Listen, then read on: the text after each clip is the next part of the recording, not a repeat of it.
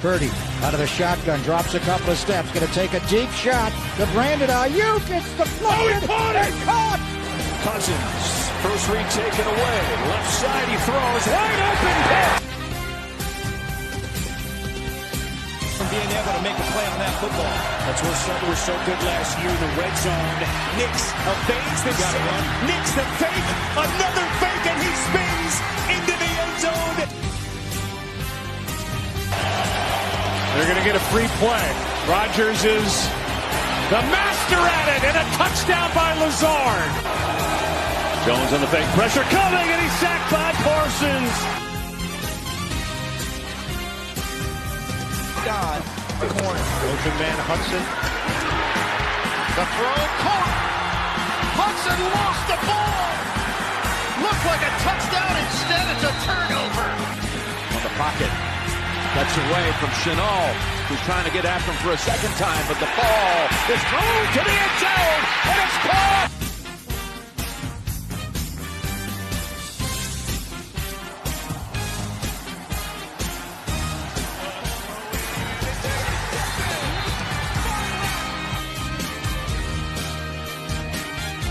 One and two, McCaffrey right up the middle, and a stiff arm, McCaffrey for 6.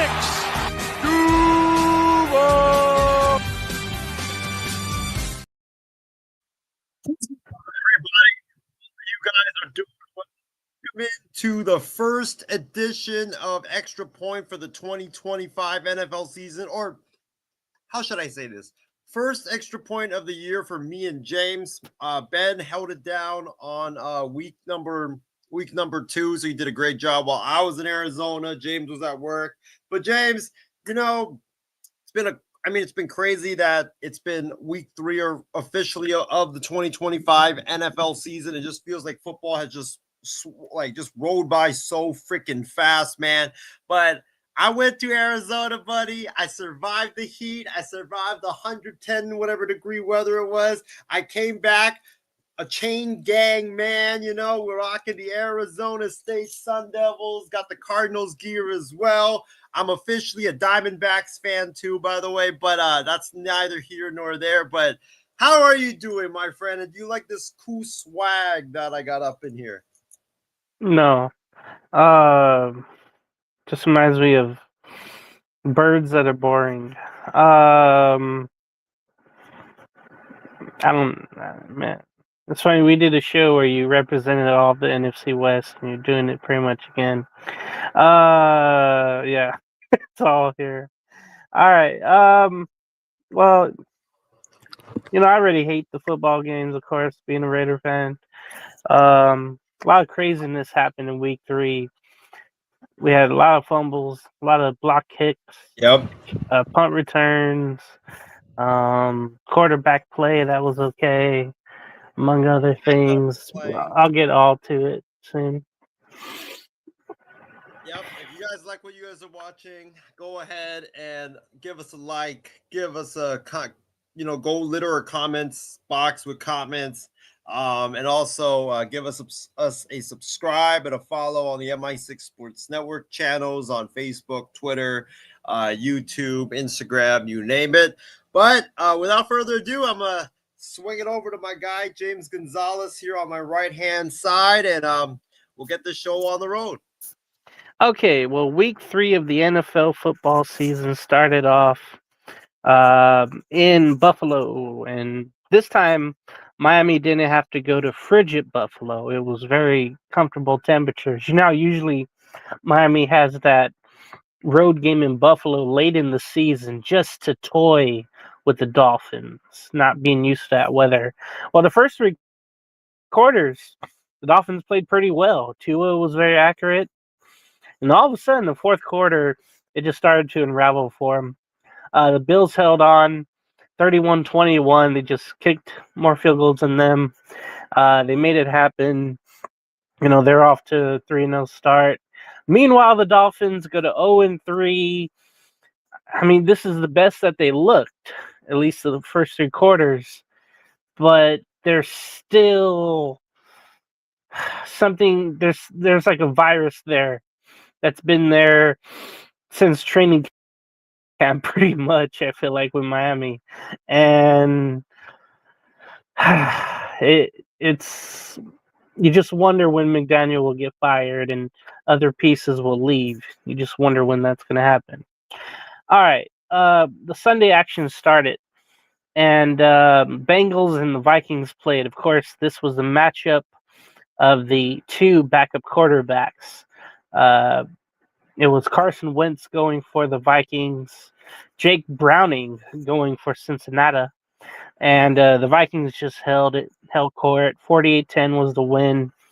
Aaron Jones was out, but his replacement did well on the ground, and Carson Wentz did okay.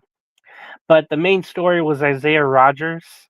He had a first half to remember. I think he had a forced fumble. He had interception. He had a knockdown pass. 2 returns for touchdowns. I think it was a fumble recovery and an interception for a touchdown.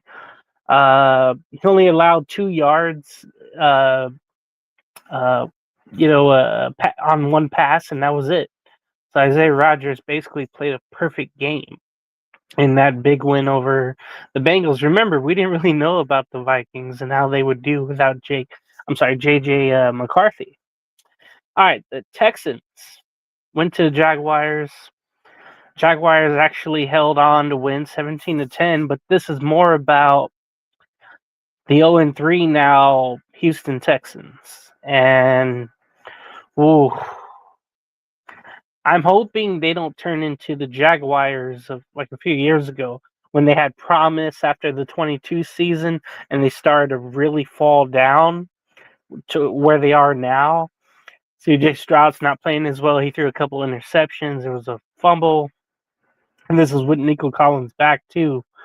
The running game just has to get going for Houston. But, Jaguars, though, at least got their win there, and that was good to see. But, man, you wonder if the Texans come back from 0-3. I think only one team has made the playoffs in the modern era. That was 0-3. The Colts, led by Daniel Indiana Jones, won 41-20 in Nashville. Ooh. What should I talk about first, the negative or positive? Let's talk about the positive first. The Colts, Daniel Jones did so well. Jonathan Taylor, you're lucky to have him on fantasy if you do. He's the leading rusher so far. He's been awesome this year. Pittman Jr. did work, and Tyler Warren has been great. He's been a great blocker, not only a pass catcher, but blocker for the Colts, being just a rookie. He's already shown what the hell he can really do in this league so far. Defense did well. They did break a streak, though, did the Colts. They finally had to punt. It was, I want to say in the second quarter maybe, but they didn't punt in the first 2 games. And they had the longest time without punting to start a season since 1940. Roberto Sanchez, I think was his name. He was just holding kicks, basically, never having to punt until this game. But that just shows you how much Jonathan Taylor was running the ball so well. He's just been awesome. Tight ends, though, we have to talk about this. Is it Brian Callahan, the head coach of Tennessee? He has the worst record of the first 20 games of an NFL coaching career at 3-17. I had to look it up how bad the tight ends are. And Cam Ward is trying to be a leader. He's kind of a ferocious, kind of tough leader. You hope they win a game this year, and you figure maybe in that division they do. But right now, things are looking very ugly for the Tennessee Titans, and you just wonder if anything positive will come out of this season, to be honest with you. All right. This game just killed me. The Raiders took on the Commanders in Washington. It was Marcus Mariota getting his start, and it was vintage Marcus Mariota. It looked like he was back at Oregon or the first couple of good seasons he had with the Titans, if you recall. That's how long that was ago, like 2017, 2018. Remember they played that wild card game, I think, against Kansas City. I think Alex Smith was starting for the Chiefs at the time. But Mariota, he was throwing the ball well. They win 41-27. It was pretty much an easy game for Washington. Again, Mariota had a passing touchdown, a rushing touchdown. You kind of knew that was going to happen. But the running game did well. Passing game with Coach Deebo Samuel was really good. But they also had a long punt return for a touchdown that just blew the game open, honestly. It was just really, really bad. It was Lane who ran the touchdown for Jalen Lane for Washington. It was just really, really bad. The Raiders, they just never show up on the East Coast. Geno Smith got sacked 5 times. He did throw 3 touchdowns, all to Trey Tucker, who had a career game. But JT only got 63 yards on the ground. Myers did a little bit. Bowers didn't do much.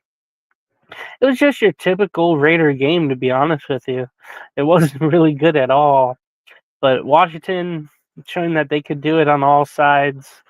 They really, really showed up, and the Raiders really, really did not. Really, really embarrassing, basically. All right. Let's get to the other game. Oh, this one was awesome. I was watching it while listening to the Raider game. The Eagles taking on the Rams, a pair of 2-0 teams. The Rams were awesome in the first half. They had a big lead, and the fans were booing in Philadelphia, of course. They had, -4 yards passing at the half. And then I think only 63 yards rushing at the half. And then Jalen Hurts caught on fire. Barkley ran okay, but it was more about Hurts finding A.J. Brown, Devontae Smith for touchdowns, and the Rams just not scoring touchdowns when all they could do was settle for field goals. And then it came down to blocked kicks. Hardy for the Rams had 2 kicks blocked late, both by Jordan Davis. And Jordan Davis was able to get up the middle, get his hand up there, block the kick. It seemed like the snapper did not block at all. And he just let Davis go right above him and get the block.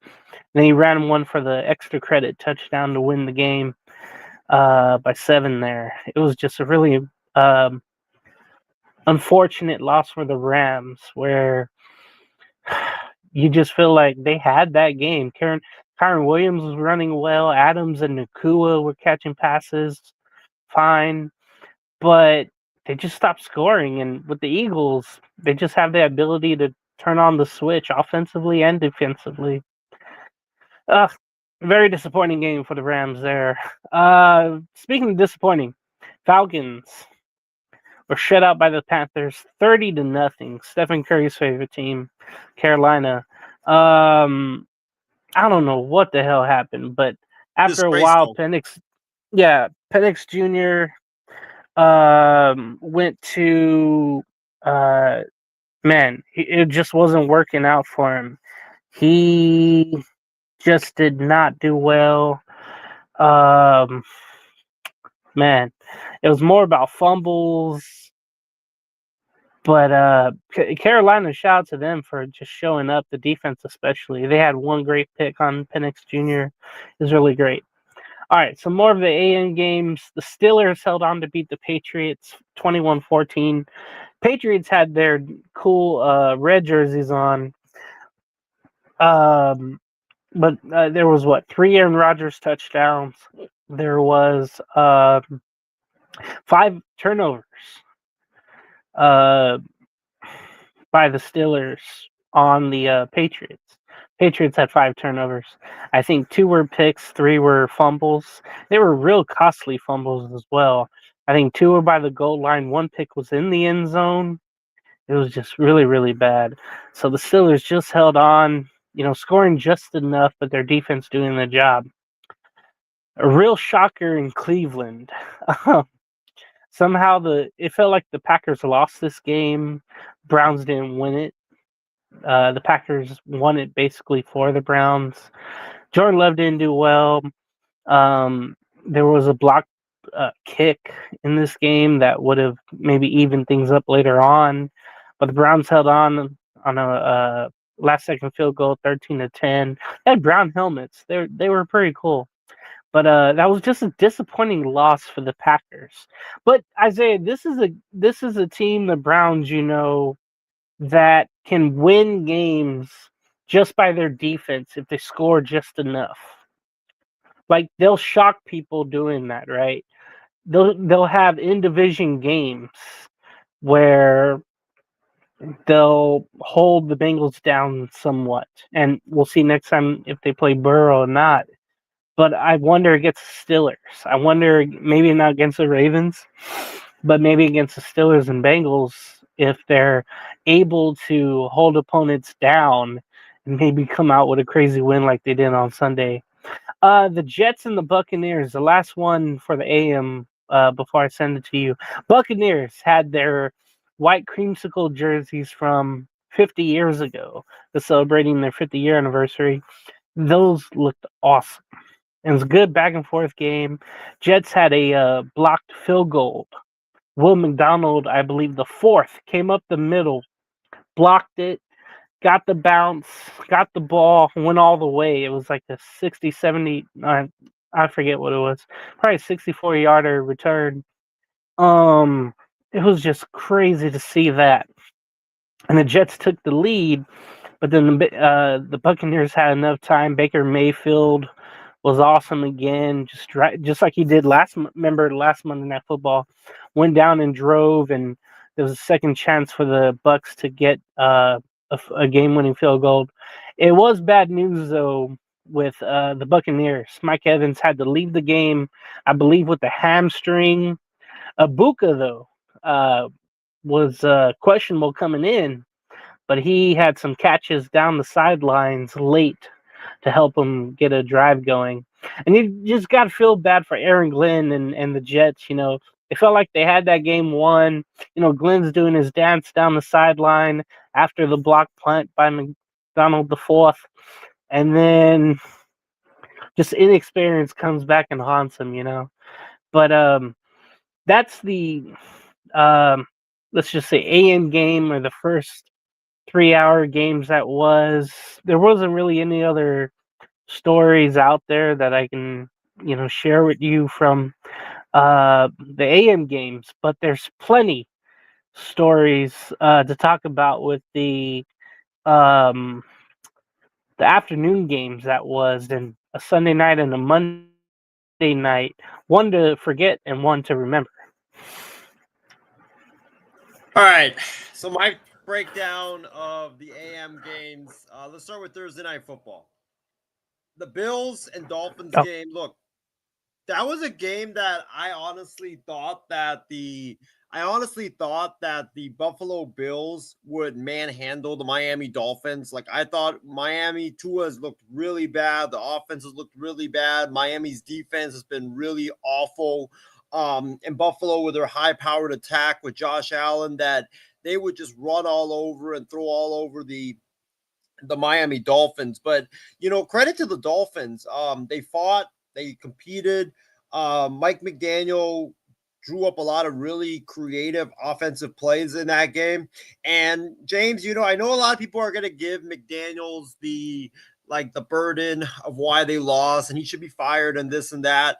But my biggest takeaway coming out of that game was that I don't think Mike McDaniel was the biggest problem in Miami. I think the biggest problem in Miami is Tua Tagovailoa. Like, the guy was making some really bad decisions throughout the season. He's made some really awful decisions in terms of interceptions and things like that. I have a lot of doubt about Tua Tagovailoa as the quarterback of the Miami Dolphins moving forward. And I think if you're the Dolphins, I think McDaniels has shown that he can coach. He has shown that he can call offensive plays. Is he a leader? I don't know. That's my biggest question when it comes to that's my biggest question when it comes to Mike McDaniel. Like, can he lead men? No. But I think you got to move on from Tua. Like, this guy, like, is a quarterback that he's kind of like, in a way, like, you know, like Daniel Jones, where he's not gonna be, he's not like the worst, but he's not the best. And that's the problem with him, is like he's kind of, you're stuck in that mediocre, like middling stage of things. And so I think for Miami, I think your biggest problem right now is your quarterback, and you got to find your quarterback. Like you mentioned, Josh Allen and the Bills, they looked extremely good against that Dolphins defense. I wish that the Bills would have ran the ball a lot more. I think that you know, I mean, Allen was 22 of 28, 213 yards, 3 touchdowns. James Cook had 19 carries, but I feel like they should have ran the ball a little bit more with Allen and Ty Johnson as well. Kincaid was outstanding, 5 catches, 66 yards and a touchdown. But you look at the other receivers from the Bills, they didn't really do much. Khalil Shakir had 4 catches for 45 yards and a touchdown. Elijah Moore, only 2 catches, 30 yards. But I think the biggest takeaway coming out of this game, James, is that I don't believe Tua Tagovailoa is the answer for Miami moving forward. And I don't know what you have to say to it, but yeah, let me say this: they have a lot of years and money tied into him, so he won't be the first one to go in any situation. They're just gonna have to ride with him until they eat the money, which I don't think Miami wants to do. But they also have to figure out, like, okay, are we going to get someone better than Tua? Are we going to get a draft pick that's ready right away? I don't think that's going to happen right now. Well, and then you look at the quarterback class for like this year, right? That's projected to be available. Like, I know, like, this is an NFL show, but we'll talk about a little bit of college football later on. Oh, you know what? If they end up like first 3, 4 or 5, there's at least 4 or 5 quarterbacks that you could throw in there that would that you could draft and put some pressure onto But I don't know if any of them is like impressive enough. Like, Aller has not been impressive from Penn State. We'll see down the road because he has some harder games now. Arch Manning, like, don't even give me that. He's not going to declare. Garrett Nussmeier's been mid. Cade Klubnik from Clemson is like, So I don't know. I think if you're Miami, I mean, if you're not going to move on from Tua, sadly, I agree with you. I think you're going to have to probably can McDaniels, maybe can the GM as well, bring in someone else. But yeah, I think quarterback is the big problem for the Miami Dolphins. Let's go to the next game. What was the next game that you did after the Bills and the Dolphins game? Well, I changed screens, but let's just go to the Packers and the Browns. Wow, yeah, that game was a stunner for sure. I mean, that game showed that anything can happen on any given Sunday. I felt like the Packers defense, they played really well throughout this entire 3 weeks of the season so far. So it wasn't their fault. Like, Jordan Love reverted back to the Jordan Love that we've seen the last couple of seasons, where he has the talent, he shows flashes of the talent, but he just is inconsistent. Like, he doesn't put it together week in and week out. And you saw that in this game. Like, credit to Cleveland's defense. They played really well. The Packers offensive line could not block Myles Garrett whatsoever. Grant Delpit had an interception in this game. I believe they had a blocked field goal too in this game. So yeah, credit to the Browns defense. They played really well. But Jordan Love, like, the big worry for me is that, like, there's just some games where, and some moments where he's just not really that consistent. And I think that he needs to start showing it if the Packers want to get to that final destination of becoming like that Super Bowl team that a lot of people, including myself, have predicted. And then for the Browns, like you mentioned, Joe Flacco was manageable, to say the least. But I was very impressed by Quinshon Judkins. I mean, how about that kid? Like, I believe from Ohio State, right? Quinshon Judkins, 18 carries, 94 yards against a defense that has Micah Parsons and all the big guys that they have up front. You're able to run the football through those big tackles up front and just dominate them. I was very impressed by him. And then you have, guys like David Njoku who stepped up. Malik Collins, former 49er, had a sack in this game. The defense, we know they can play really good defense. It's just the offense. Like, how many points can they score? Because I don't think Cleveland is that bad of a team. They just don't have the offense to be able to pair with this great defense. And James, I'm gonna say this right now: is it Shedeur time? Is it Bailey Zappi time in Cleveland? Like, Joe Flacco's okay, but I think Dylan Gabriel. I don't know about him, to be honest. Like, I think he's good at running. I think he's decent as a passer, but I think you might need to start considering some of those options, because I think if you have more of a dynamic offense, score a little bit more points, I think Cleveland can definitely win some of these games. All right, let's go to the Vikings and the Bengals game. I mean, the true Bengals showed out in this game. I know Joe Burrow didn't play, but if you looked at the Bengals throughout the first 3 weeks of the season, the Cincinnati Bengals have not looked like a 2-0 team. Like, they look like a team that should be 0-2, not 2-0. They've gotten really lucky throughout this first 2 weeks of the season, and you've seen it. Like, their defense is awful. Their offensive line is pathetic. Outside of Jamar Chase and T. Higgins, they really don't have anybody that can really do much. And so, like, the Bengals, I forgot who said that line, James. Like, they are who we thought they are, and we let them off the hook. I forgot who said that line. Oh, Dennis Green. Dennis Green. The Bengals they're going to be different with Joe Burrow. That's going to be easy. It's like, last week's win, Burrow played in that game, but now you're without him. You're on the road. You're on the road. You're not as good as you think you are just because of one man, and it's true. And it just hinders the Bengals' season and just sucks for them. Well, and that's the problem too, is like, if you're the Bengals, like, I don't even know if you bring Burrow back when he's healthy, because it's going to be December, and I think their record's probably going to be like 4 and something by the end of that. But yeah, the Vikings, like, look, congratulations, you won that game. That was a battle of backups between Carson Wentz and Jake Browning. I mean, Carson Wentz was sort of impressive in that game. I think this game really speaks to how great Kevin O'Connell is as an offensive mind and able to get the best out of quarterbacks. But I'm not really impressed with either of these two teams. Like, I think the Vikings haven't really shown that they are for real. I mean, you played one starting quarterback in the NFL, James, and they beat Michael Penix Jr., or they lost to Michael Penix Jr., and Michael Penix Jr. followed that up the next week, losing to a Carolina Panthers team that many, including us, maybe have as one of the worst teams in the NFL. And they lost 30-0, dude. They lost 30-0 to that team. So I'm not really that impressed with the Vikings. I think the Vikings are a fraud right now, to say the least. But I think that that game, I mean, it doesn't really mean much. By the way, there was a moment, or there's a thing with Carson Wentz. The last 6 seasons, he has started a game with a different team each year. Think about that. 6 straight seasons, he's played for 6 straight different teams, and he started a game for each.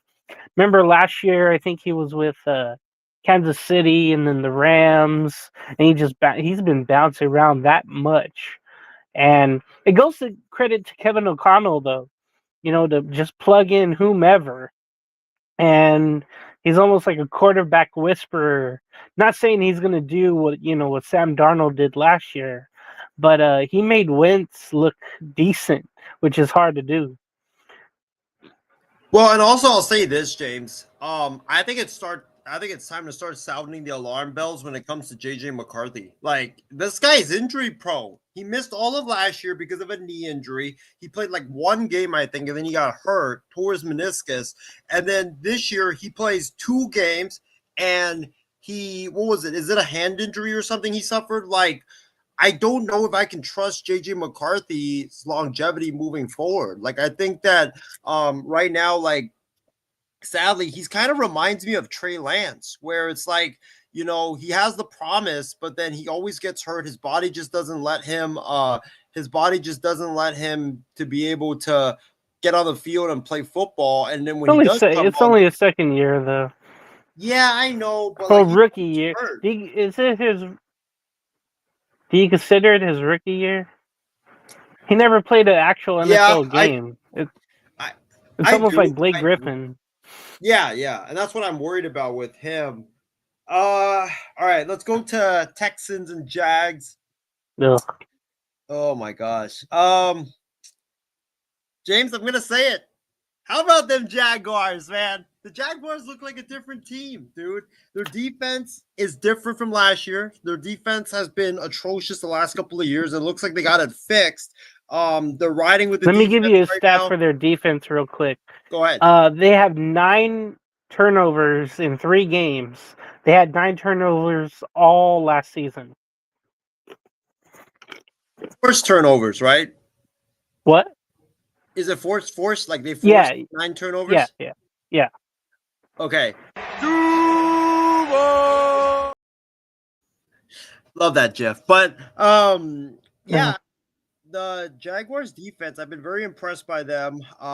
Whoever is their defensive coordinator, he's done a great job so far. And I think Liam Cohen, he's fixed Trevor Lawrence. Like, Trevor Lawrence looks comfortable, he looks confident. They're running the football a lot better now with the running game. Look, the Jaguars are playing complementary football. They're riding the defense. The offense just has to do enough just to win them games. And I've been very impressed by what Jacksonville has done. Remember, Jacksonville last year, I think, only won like two division games last year. And now I know you're playing Houston and in Jacksonville, but still, it's a team that made the playoffs last year. They're a really good team. CJ Stroud. We'll talk about him, but in a little bit. But yeah, I'm very, very impressed with the Jacksonville Jaguars. I think Liam Cohen has done a great job there. CJ Stroud, dude, like, I'm sounding the alarm bells on him too. Like, that's a guy that, had a really good rookie year, but then last year was not really that great. And now this year, he hasn't been that great to start the season either. 1 touchdown, 2 interceptions. They're 0-3 now. And here's the thing with the Texans is, if you look at the Texans' schedule moving forward, like, they've got a pretty tough schedule moving forward. Like, they've got the Titans, which isn't tough, but after that, you got the Ravens, the Seahawks, who have played really good in Seattle as well, the 49ers, the Broncos, and the Jags again. Like, how many wins do you really see out of that 5-game stretch, James, that I listed? Like, after the Titans, they have the Ravens, Seahawks, 49ers, Broncos, and Jags. Like, I think out of that 5-game stretch, I think, like, you probably see maybe like 1 win out of that stretch. So I think DeMeco Ryans is on the hot seat there in Houston. Like, No. But dude, if you start 2-8 or 2-9, right? Like, what are you gonna do? Are you gonna just chalk it up as like a lost season because things happen? Or yeah, for a young team like that, I know expectations are high, but sometimes you just start off bad and you can't climb back, and you just hope that next year you get off to a better start. But this division is still so winnable, right? It'll take 9 wins to get it done, so they can still do it. Just give them time. And you look at CJ, like, I read a stat. You remember that he had that meeting with Caleb Williams, where Caleb Williams he met Caleb in the midfield, and ever since then. Yep, ever since then. CJ Stroud, 19 touchdowns, 15 interceptions. Caleb Williams, 27 touchdowns, 5 interceptions. Like, it's crazy right now what's happening. But I'm starting to sound the alarm bells on CJ Stroud. Like, that guy is, he looks like he's lost his confidence. doesn't look like There the was same somebody quarterback. on X that Texan fan that was wanting Deshaun Watson back. That's how crazy it is right now. But what happened? Like, he had a really dominant rookie year. Like, people were putting him in the area of like Mahomes and Allen. And a good sophomore Burrow. year too. And Yeah, then and yeah. Well, I not think as part of good it as is too they still have a couple of wide receivers out, which is a theme in the NFL so far this year. I think that and just the running game isn't there like it used to be. Well, they changed offensive coordinators too. After last year, they fired That could be a Bobby big Slowik. thing too. Where they're really trying to work this philosophy, but they're not comfortable with the system. I don't understand why they fired Bobby Slowik. Like, yeah, they had their offense wasn't as great as it was from his rookie year, but still, like, you made the playoffs. DeMeco Ryans likes running that Shanahan offense from the Niner days. Like, I don't understand that. That's just such a stupid firing, in my opinion. But yeah, the Texans 0-3. That's very troubling for them. You move on to the next game. We go to the next game. I'm sorry, James, but we got to go to your Raiders. Raiders, Commanders. The Raiders, look, they played a really good season opener against the Patriots. But other than that, like they've just been exposed. Their offensive line can't block. Geno Smith doesn't look confident. The defense is kind of what I expected, that it would kind of be iffy. The secondary has kind of been an issue for the Raiders. But bro, I'm worried about your running back, Ashton Junty, dude. He hasn't really been that productive in his entire career thus far. He's averaging only 3.7 yards a carry. 17 carries, 63 yards. I know they're trying to force feed him the ball, but I think with the Raiders, I think definitely the lack of explosive wide receiver weapons is hurting them. Because right now, outside of Trey Tucker and Brock Bowers, Jacoby Myers has been mid. And that's it that you really have. But Junty, I think your offensive line, James. It's the worst. They've given up 2 to 4 sacks each. DJ Glaze has already given up 4 sacks at right tackle. He's been a draft failure everywhere.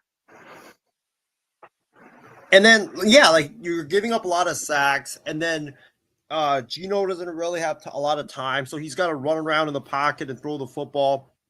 And then Junty is he's not able to get a lot of open holes, so he's not able to have the production that we thought he was going to have. So I'm worried about that. I think the Raiders got to fix that. And James, who is the Raiders offensive line coach? I'm pretty sure you know who I'm talking about.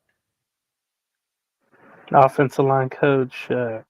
What's his name? Brendan Carroll? Yep, the son of Pete. Pete hired his own son to coach the offensive line. This is why you don't do that. Nepotism never works out in the NFL. It just doesn't work out. I don't understand. And James, I hate to say it, dude, but Pete's never going to fire his own son. That's the problem. You're stuck with Brendan Carroll for however long Pete's there. But for the Commanders, look, Marcus Mariota played extremely well, 15 to 21, 207 yards and a touchdown. Even ran the ball extremely well, 6 carries, 40 yards and a touchdown. I like what that offense is just, with or without Jaden, they're just explosive. Debo, McLaurin, McCaffrey, they got a lot of speed there. So they're just so dynamite there. And then let's go into give me a second. The schedule switched up on me, but yeah, Panthers and Falcons. Raheem Morris is going to be the first coach fired in the NFL, I believe. I think that they already fired the wide receivers coach. The offensive coordinator just got moved from the booth to go coach on the field. Michael Penix Jr., James, I know this might be a huge overreaction. He looks like a bust. He looks like a huge bust right now.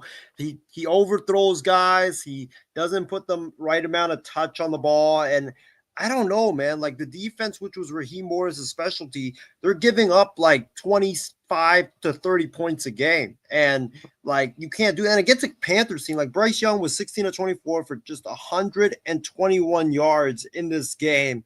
Michael Penix Jr. had 2 interceptions, which really helped the Panthers out. But like this Panthers team isn't even like they're not that great, and like you gave up 30 points, you get shut out. Like it's such an embarrassment what happened there in Carolina. But yeah, the Falcons, Raheem Morris, there's a lot of issues there. I heard players already questioning his leadership there in Atlanta, so that's something to watch out for. I won't be shocked, James, if Raheem Morris gets let go mid-season if it still gets bad. And then let's get into, I think that was the last PM game, right? No. AM games? No. Or the AM games, yeah. Oh, Colts Titans. I mean, yeah, buddy. Nothing really to say about that. I mean, Daniel Jones. How about that resurgence of Daniel Jones, man? Like, first of all, you know how you were talking about the Titans and how like everything's going bad there? What's happening to the Titans, it's making me look dumb. It makes me look like the movie or the TV show Dumb and Dumber every single day. Because I'm the one on this show that picked the Titans to make the playoffs. Yikes. I picked the Titans to win the AFC South. And they look like a complete train wreck. Cam Ward doesn't look great. Brian Callahan just relinquished play calling duties. The defense is a joke right now. So yeah, that's not a good pick. And then Jets and Bucks, I'll keep it short. Jets and Bucks. Look, Bucks came back. It was a great game. Aaron Glenn, did you see that whole dance that he did on the sideline when he blocked the kick? Like, dude, like when he blocked that kick and that happened, like, dude, he celebrated way too early. The Jets, to go to your point, James, they might go winless, like right now. Like their defense said 0-17. Yeah. They're the Jets, like Justin Fields cannot throw the ball. He's not a good passer. Their defense has been giving up a lot of points. And I mean, they gave a great effort. It's just that like they weren't able to close the deal. And that's the thing with young teams in the NFL. Steelers and Patriots. It was a typical Steelers-Patriots game. Aaron Rodgers wasn't that impressive as I thought he would be this year, but I mean, he got the job done. And look, James, I'm worried about Drake May, dude. That guy's been inconsistent like all season long. People were expecting the Patriots to take that next step up. Ramondre Stevenson can't hold on to the ball. The Patriots have so many fumbling issues. I think they lead the NFL in terms of fumbles and turnovers. So, like, their offense just cannot score. And you've had experience with Josh McDaniels. Outside of Tom Brady, Josh McDaniels has proven that he cannot scheme up plays for other quarterbacks outside of Brady. Like, yeah, it's bad. Bro, the Steelers defense coming into this game wasn't even that great. And like the Patriots. No, they were bad the first two games. They were giving up like 30 points in back-to-back games, and then the Patriots get completely shut down in this game. And then I think Drake May even struggled in this game as well. So, he threw 1 interception, 2 touchdowns, but a couple of those touchdowns were late. But he struggled early, and he was just very not effective. So their defense is great, but for the Patriots, it's the fumbling and the inconsistency of Drake May that has me worried. And then the last game, Eagles and Rams. Oh, yeah. Bro, how do you miss? The Eagles are the luckiest team in the NFL. I'm sorry, I got to say that. You got to be kidding me, man. The Rams should have won that game, man. And, like, how do you not block Jordan Davis? He's the biggest guy on the field. How do you not block him, man? Like, that makes no sense whatsoever. Like, kudos to Jordan Davis, man. That big fella can run. Like, you see him? Like, I mean, they have all the athletes up there. He ran like with how big he is. He ran. I think it was 18 miles per hour. No, not 18. Was Like, it 18 miles per hour? It might have been. It might have been Yeah. something like that. But dude, It that was guy the can run, man. fastest run by a player 330 pounds or more. Yeah, and he's 330 pounds. Yes. Like, for him to run like that, like, damn, dude. But that was a great game. Like, kudos to Jalen Hurts. You see Jalen Hurts and their offensive coordinator, the new guy, Kevin Patullo, they got into it on the sidelines, and then people were speculating that either Nick Sirianni or Jalen Hurts were calling plays instead of Patullo, but Sirianni did say that Patullo was calling plays, so that's something I think to watch. The Eagles' offense has kind of been inconsistent this year. The defense, however, though, I think that's a red flag. Is that defense has been giving up a lot of yards, a lot of chunk plays. That's something to watch moving forward, especially when they start playing some really good teams. Yeah, it's a little alarming there, but as you could tell, though, even through the first round of games, that teams are trying to figure out who they are, like the Patriots, where week by week they're something and then they're nothing. All right, the afternoon games, pretty cool slot of, well, maybe only two of them were really good. Let's get to the bad ones first. Let's get those out of the way.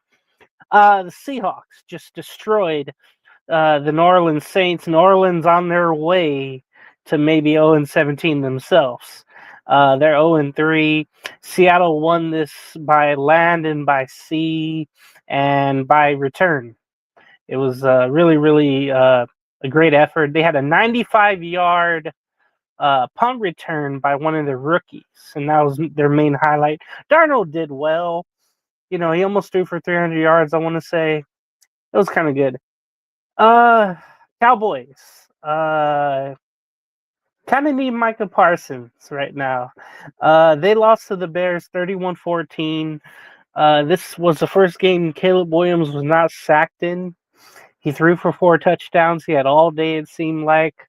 Lamb also got hurt. He's questionable for next week's game. But the Cowboys defense, Diggs was getting beat on routes by Roma Duze on a touchdown, I think. Just awful all around play by the Cowboys. Just it's going to be a bad year for both teams, but the Bears actually look good for once. Broncos Chargers was a real good back and forth game. It came down to Justin Herbert throwing for a crazy touchdown. He always makes those plays where you think he's sacked in the pocket and somehow he just gets loose. He's amazing like that, and he has the rocket arm to throw for touchdowns. Cameron Dicker made the game-winning field goal to make it 23-20 Chargers. They're 3-0, and then my surprise, or not my pick that was a fun team this year, the Broncos are 1-2. I think everybody's 1-2 except the Chargers are 3-0 in that AFC West. Crap. And then your team. The Niners held on to beat the Cardinals 16-15. It was a Eddie Pinheiro field goal that won the game for San Francisco. I think he missed one earlier in the game. It was a good defensive battle, especially in the first half. That game was just hard to watch if you like offense and action. It was not good. The main story in that, of course, though, will be Nick Bosa being out the rest of the year. I know you'll have words on that. So let's just get to those 4 games before we get to the primetime games. Start with the ones I did, the Seahawks and the Saints.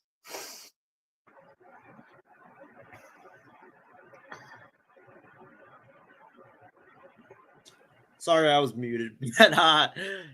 But yeah, I will start off with, I will start off with my game. I'll just be a little bit biased right now, but because I'm going to have a lot of things to say about that game. So I just want to just get it over with. Okay. So let's get into the 49ers and Cardinals game. How about the Niners, man? I mean, no Brock Purdy, no George Kittle, no Jawan Jennings. Who started for the Niners? It was Mac Jones again. Who?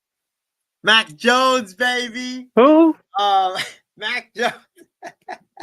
But about the Niner game, okay, so no Juwan Jennings, who was a late scratch. I think they had other players. Bosa went out late in the game, or in the middle of the game as well. They've had so many injuries. No Ayuk, too. So, I mean, what a gutsy, gritty win by the Niners. I mean, it was all defense to start. Arizona's defense played really well. San Francisco's offensive line was which has been a major concern all season long. They just can't block. They couldn't block anybody. Mac Jones was getting pressure up in his face all game long. We really couldn't run the football effectively. Christian McCaffrey was shut down a lot in this game. And then you saw the lack of explosive wide receiver weapons really hurt the Niners, with Juwan Jennings being out, with Ayuk being out, with Kittle being out. You had to rely on guys like Kendrick Bourne. You had to rely on guys like Ricky Pearsall. You had to rely on guys like Marquise Valdes-Scantling, guys that aren't supposed to be like your featured wide receivers. You had to rely on those guys to be next man up. Yeah. And so, look, Mac Jones. Look, I got to give a lot of credit and praise to him, man. This guy played really, really well for the most part.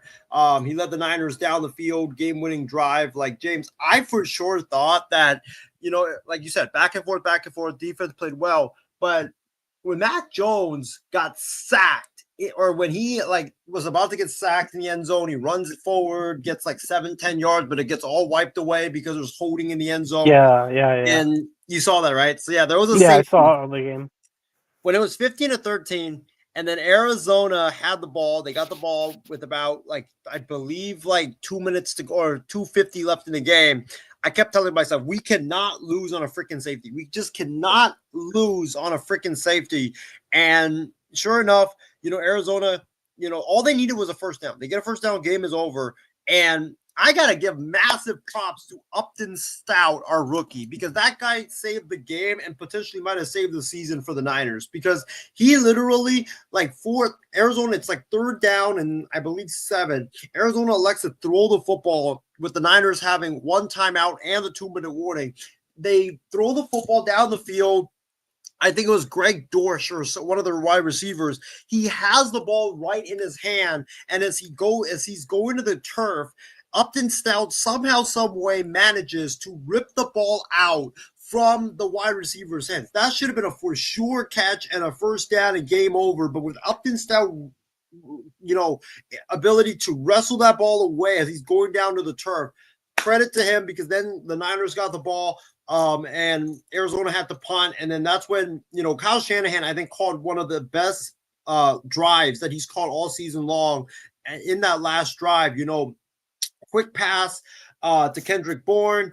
And then after that, they did a little bit the Brian Robinson 19-yard run. And then, I think what was really smart was you knew Arizona was going to come out with the blitz because they knew the Niners were going to try to run as they were already inching into field goal range. And he calls a little bubble screen pass to Christian McCaffrey. McCaffrey gets 15, 20 yards from that and basically set the Niners up from there. And then Eddie Pinheiro, man, what a job for him.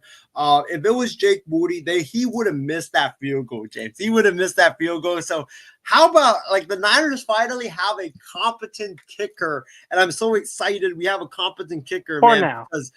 For now. But credit to Let me ask you something though. Real quick. I think it was in that fourth quarter, or maybe third quarter, before the Cardinals got their safety. There was a Kyler Murray pass. It looked like he had 2 feet in the end zone when he threw that pass, and I think there was a penalty or something just like it. No, it was intentional grounding. It was the intentional grounding. Yes. The pass was thrown it looked like he was in the end zone, and they called it at the 1. They said he was in play, in the field, not in the end zone. I don't know if you saw that, but that looked kind of suspect to me. And then the Cardinals end up getting a safety on the holding penalty in the end zone, like you mentioned. I don't know if you saw that or not. No, I did. I was extremely enraged about it. That was bull crap, man. That was just utter bull crap. That was terrible. Bro, The guy had, if you look at the replay, I don't know why they didn't go to replay for that. He had 2 feet. They both his could have, feet yeah. were in the end zone when that happened. And the judge said that, oh, it's because the ball was out of the end zone when he was That's throwing what it. I thought. Like, dude, Okay. that doesn't make any sense, dude. Like, how? Well, Like, it's like, oh, no. Okay, there was a touchdown I think I saw in college football last week where the catch was made out of the end zone, but the 2 feet were in the end zone, and they called it a touchdown. Now, yes. That's crazy. Why does that differ when it comes From- to a throw from the end zone? Yeah, exactly. Like, it doesn't make any sense. Like, his body, his feet, his arm, everything is in the end zone. Like, it should be when the body's in the end zone, it should be a safety. Like, that just doesn't make any sense. And Yeah. like, that's why I was enraged. I was like, dude, we cannot lose on that safety we cannot lose because we lost on that Mac Jones safety. Then you would be asking the question, like, should Kyler have been called for the safety? Because if he gets called for the safety, then it evens out and it's a tie game. But I think the one thing I do want to say about this game, James, is that before I get to the Bosa stuff, is I hate to say this, but Marvin Harrison Jr. looks like a massive bust. Like, I'll play. He it had for you 2 right now. drops. Yeah. Look at this. Look at this right here. Look at this play. Look, he's right there, running down the sideline. It's a difficult catch, but you got to come down with that. Like, it's right in your hand. And this was the worst. Like, running. He's got wide open space, wide open. How do you drop that ball, dude? Like, you literally, look at how much green grass is, like, right there. You know what he did wrong? He tried to grab the ball instead of letting it come to him. On that drop pass right there. Yeah. Bro, if he catches that, that's like a 50-yard touchdown right there. He's got nothing but green grass. Like, now, I'm not trying to blame Murray on that. It was one of those lob passes he has to throw because he's so short, right? Yes. And Murray's just trying to get it over the defenders. But yeah, you could just tell Harrison just tried to grab at it instead of just catching it, letting it come in. It's one of the things you would have thought, like, yeah, no problem at Ohio State. Oh, no. I saw this too a lot where 2 receivers were in the same area and the ball was thrown to the wrong person. But yeah, this one, you'll see it again. And Lenore has some good plays too, by the way, for San Francisco. But on the next angle, you could just tell where he lobs it up, yes. But look how he just grab. He doesn't. He puts his hands out instead of just keeping it here and bringing it in. He hesitated between catching it like this and then catching it like this. You see that split second where it was like that and then like that? Like, yeah, dude, you got to make up your mind. And that's the problem right now is, like, he didn't do that at Ohio State. And now he's doing that in the He had NFL. A bad first half of last season and had a good second half of last year. I do remember that for Marvin Harrison Jr. And maybe that's the only saving grace for him.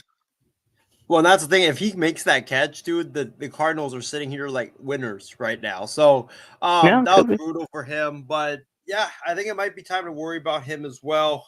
If you're a Cardinals fan, I also think with the Cardinals, like Kyler, like there were some plays where like Kyler just hesitated, like on that third or like second down where, bro, like you got to get the ball out. The pass rush is going to be coming at you, and you literally like run around, decide to try to make magic happen instead of throwing the ball away. Like, that's why I'm not really a big fan of Kyler Murray as a quarterback, but Jonathan Gannon, though, I give him credit. Like, that defense played well. That defense is definitely much improved than it was last year. But let's get to it, man. Nick Bosa is out for the year, torn ACL, done for all of 2025. James, I think my initial reaction was WTF in lots of exclamation points because Kyle Shanahan, bro, said at his post-game press conference, and I'll show you the picture right now. Kyle Shanahan literally said that the Niners did tests on Nick Bosa and that those tests revealed that Nick Bosa avoided an ACL tear. Look at this. This was literally after the game. I don't know if you can see it. No, that was during the game. That was when he got the when he went to the sideline, went into the tent, and he came out and just probably told family or something. You would have thought after that was like, oh no, I'm good. Like, I'm fine. Well, and here's the thing. He was like, Kyle Shanahan said after the game, he avoided an ACL tear. And so, like, you're sitting here like, okay, he doesn't have an ACL. I was like thinking like, okay, it's probably maybe an MCL, PCL, whatever ligament. It's not as bad. And then, like, you heard after the game, he didn't have any crutches, which was surprising. He was even doing high knees on the sideline with a torn ACL. That's like, and then, so we were like, okay, so it's not an ACL. And then you wake up and it's ACL. And you're just like, dude, what the actual, like, F just happened? Like, I'm never believing Kyle Shanahan again when it comes to injuries. Like, this is the same dude that did the same crap with the McCaffrey injury last year, where he's like, oh, it's minor, it's nothing to it. And guess what? Christian McCaffrey missed 9 weeks with that Achilles tendonitis nonsense. And then now Kyle says, like, oh yeah, you know, Brock Purdy could have been back this week with a toe injury, or like Brock Purdy could have played week 2 against the Saints with the toe injury. It's not as bad. And he's missed the last 2 weeks because of it. And then this week he says, oh yeah, or this week, Nick Bosa's injury, yeah, he avoided an ACL tear. And the next day it's an ACL tear. So I'm never believing Shanahan again when it comes to this type of stuff. But wait, real quick. I love the head coaches that say, well, you got to talk to the trainer and we'll find out more. Like, don't guess. Yes. Never ever guess. Like, yeah, you're giving fans, like, false hope. Like, me and all the Niner fans out there were like, dude, okay, no ACL tear, thank goodness. And it ends up being an ACL tear. So, bro, like, it's such a devastating blow. Like, this team is just so cursed, man. Like, every year, like, this was supposed to be our year. Our schedule's so easy. Super Bowl was in Santa Clara, California. And then, like, this just happens, man. Like, it just, bro, my team is just cursed, man. Like, I don't know, man. Like, our defense, the only best pass rusher we had was Bosa. Michael Williams can't sack a quarterback to save his life. Bryce Huff is at least doing decent. But you look at our first-round picks. Michael Williams hasn't done anything. Alfred Collins, like, every time he's out there, he's getting gashed. Running backs are just running by him, and he's supposed to be a run stuffer. C.J. West, a third-round pick, just broke his thumb. Like, I don't know, man. This, like, the Niners, like, I'm not willing to throw away the season just because Bosa got hurt, but we got to trade for Trey Hendrickson. Like, that's what I was going to ask you. Are they going to trade for anybody? You know what? They need Trey Hendrickson. That's who they need. Like, I think that Trey Hendrickson is the guy, because look, he's on a rental contract right now, 1 year. You don't need him after this year. You can re-sign him after this year if you want to pair with Bosa, but 1 year, Cincinnati, I think, is going to be in the tank this year. So they're going to, like, he's probably going to cost maybe, a third-round pick or something like that. And if your season keeps going the way that I think the Niners could, which is I got them starting 8-0 to start the season because they've got a really easy schedule. You can't afford to tank this year. So we have to trade for Trey Hendrickson. I was thinking maybe a Myles Garrett, if you're willing to surrender a first-round pick. Could you, like, take on that money? Maybe. I'm trying to think of, like, some other, like, Kayvon Thibodeau from the Giants is another one that I've heard. How about Max Crosby if the Raiders season goes to a tank? Shit. Hey, I think you said the only place he would go to was Detroit. But if the price is right, yeah, he's going to need some tattoo removal. No, I think you have to look at the worst teams. I think, the Dolphins, if they have anybody worthy, I think McDaniel wouldn't mind doing a favor for his former employer. Just teams that aren't in it. Nah. So, yeah, just think of the bad teams, and then maybe they'll come out with it. But, yeah. Cam Jordan from the I was Saints. just thinking about them, but he's a defensive tackle, not a defensive end. So you don't want to do that.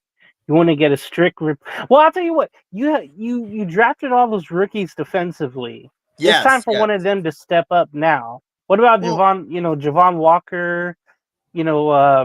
one of those Michael- players that they Well, drafted. here's the problem. Like Michael Williams, they're putting him as a defensive tackle. Like it doesn't make any sense. That's why Oh, he's lined up as an inside defensive tackle. He's not lined up as an opposing or opposite out rusher. Like they have Bryce Huff as a rusher, and then they have Michael Williams lined up on the inside. It just doesn't make any sense. Like, of course, he's not being able to get a lot of the quarterbacks, but I want Trey Hendrickson. Like, hey, if you have to surrender a first round pick to do it, like, I don't care. Like, do it, because like I think this season, this season could be special with the right amount of if we can get like the right pass rusher.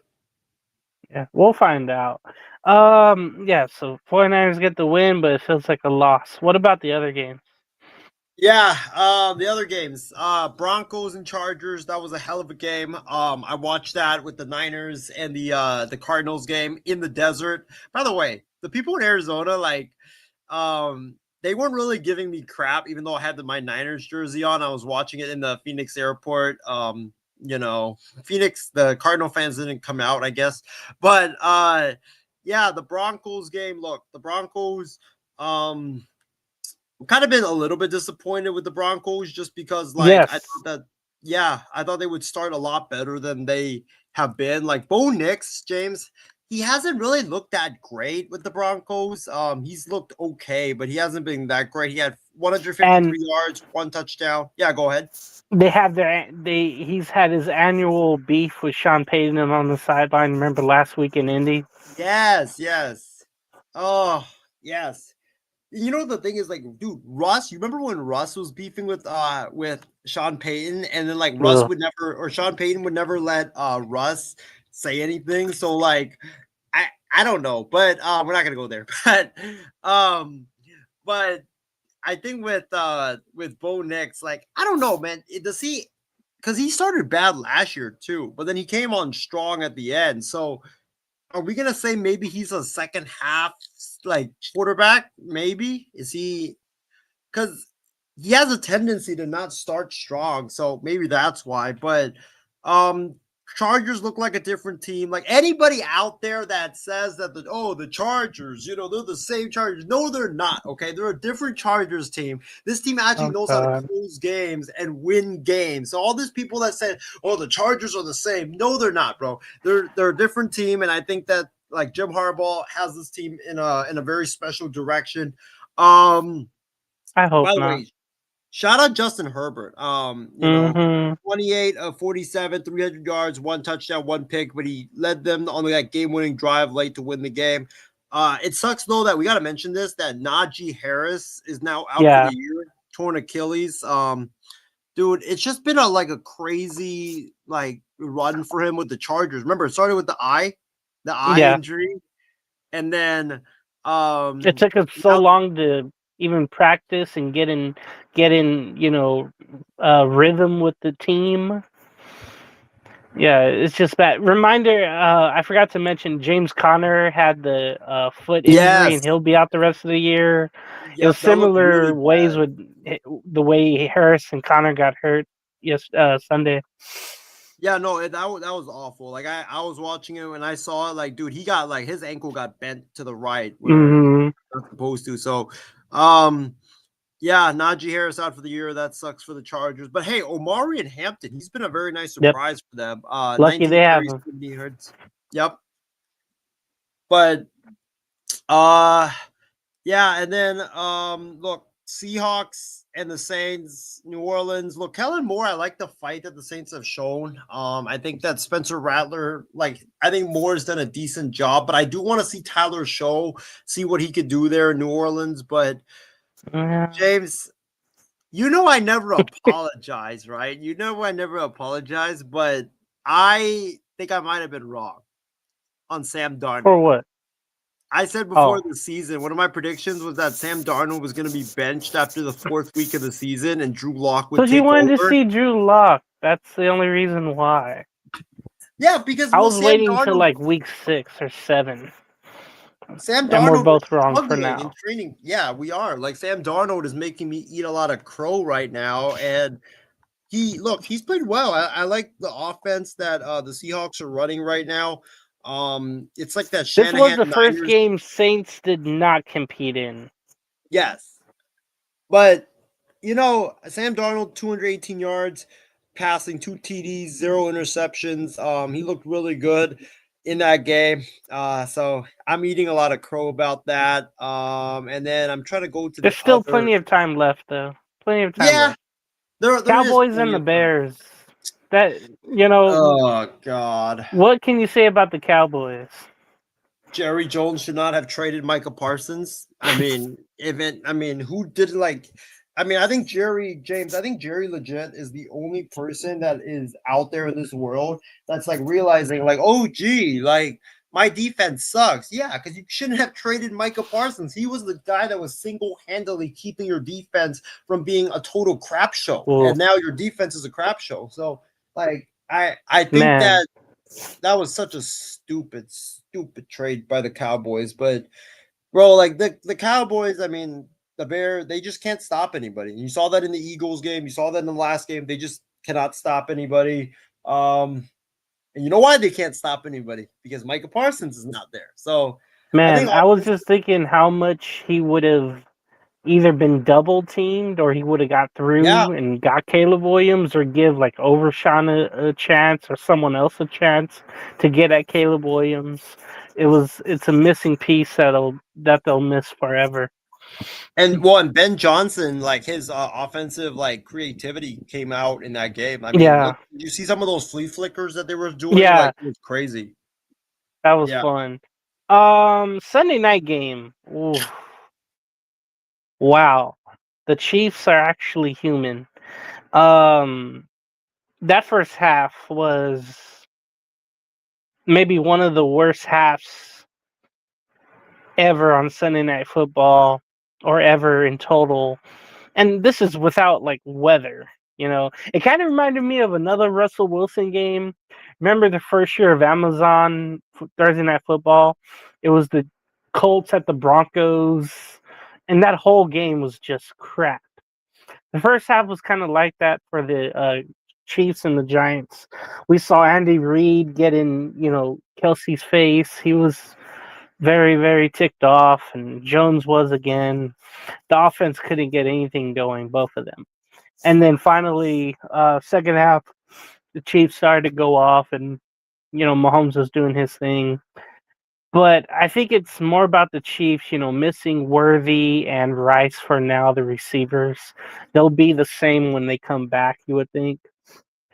Giants defense did everything they could, but I think this game goes down to Russell Wilson and just how bad he threw the ball, especially late in the game. Remember, they were driving, they had to score and score again, but they couldn't. And they had a first down throw late in the game. They were down, I think, 2 scores. And then he just threw it in back of the end zone where no receiver was. Got the grounding penalty. And then the 4th down play hit the goalpost with the throw. I couldn't believe that. The Chiefs held on 22-9. And I don't know if we want to get to the news now, but the breaking news of the day, Jackson Dart will now be the starter, thank God, for the New York Giants, as they will take on the Chargers on Sunday, and I'll be watching that game for sure. But new era, and luckily it happened right now instead of later on. You figure 0-3, Isaiah, you might as well try something new. I mean, the fans were booing. It was a national televised game. And why the hell? I know the Giants are New York and Jets are New York, but we got to stop having the Giants and Jets on national TV unless they really show some promise, right? You can flex games all you want, but please don't have them earlier in the year. I don't care if it's the biggest market in the country. Just not schedule them. Anyway, Jackson Dart was really showing well up in training camp, and in preseason I watched all of his games, just like I did the Browns games with the other rookie quarterbacks, and seeing how they did. I was like, he should actually be starting instead of Russell Wilson, But man, to throw them into the fire like this, you don't have a bye until I think week 12, and I think they play the Saints, but in the stretch of all this time, they play like really great teams. So I guess you just throw him into fire and hopefully he can provide a spark.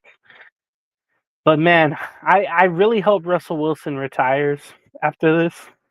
I hope so. But let me get your reaction just on the game.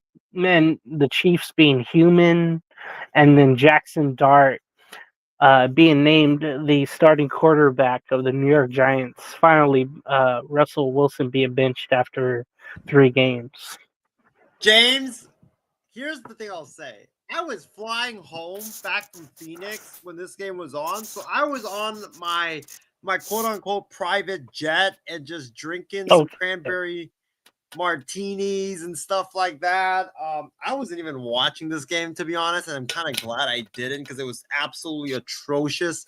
But yeah, I think the biggest takeaway from this game for me is that 2 takeaways actually. Number one, the Chiefs won this game. Congratulations, Andy Reid, and congratulations, Patrick Mahomes. But you still don't scare the crap out of anybody. Like, I looked at that game, I watched that game, or when you watch that game, the Chiefs don't scare you. They don't have any weapons right now that will instill fear in you. Like Patrick Mahomes, yes, he's a tremendous quarterback, but he cannot throw the ball to himself. He cannot run the ball himself. I mean, he can, but he's not going to really go anywhere.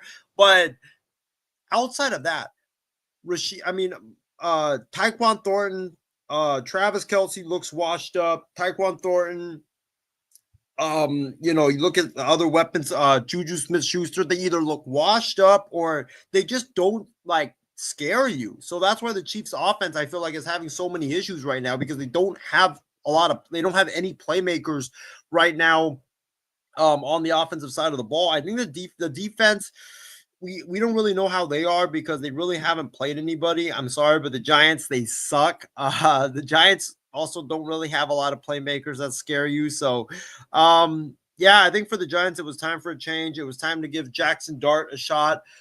This is the last hurrah for Brian Daboll and Joe Schoen. Like, if Dart comes out here and plays like crap, like Daboll is going to be gone probably mid-season. I think he's still going to be gone. What about the GM though? Are they all going to clean house?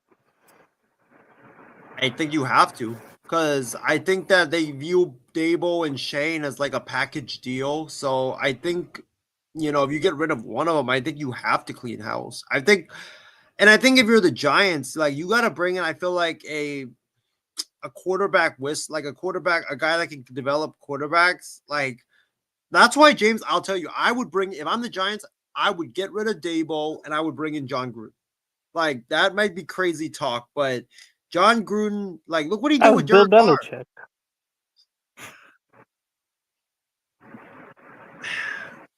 I don't know. That was Belichick's job.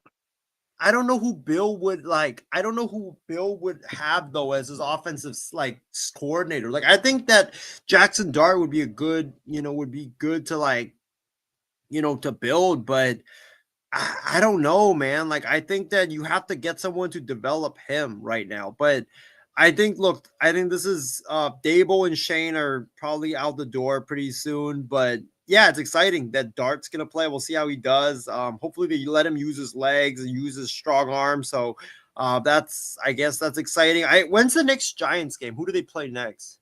The Chargers on Sunday. Oh, I'm kind of not New Jersey. I'm kind of not excited because remember, Jesse Minter, the Chargers defensive coordinator, he's very good when it comes to disguising defensive coverages to be able to make rookie quarterbacks look really bad. So I'm kind of worried about that. But if you're the Giants, what you need is an experienced head coach. You need a guy that can also work with the quarterbacks. John Gruden would be my pick to be the next head coach of the New York Giants. Yeah, it's or Belichick. It'd be interesting as a culture changer. Even without Khalil Mack, the Charger defense is amazing, and they were the best defense last year, top 5 this year again. Probably be number 1. Who knows? With or without Bosa, who knows? But I'm sorry, with or without Khalil Mack there. Man, who knows? The But Monday night game. Go ahead, real quick. before you give the Monday night game, I got another name that I would throw out for in terms of like Giants potential coach. How about Dan Mullen, former UNLV No. right now? He's good at Oh, working with quarterbacks, though. We gotta talk about Florida in the next what do you call it? In the next segment for college football. I don't know about that.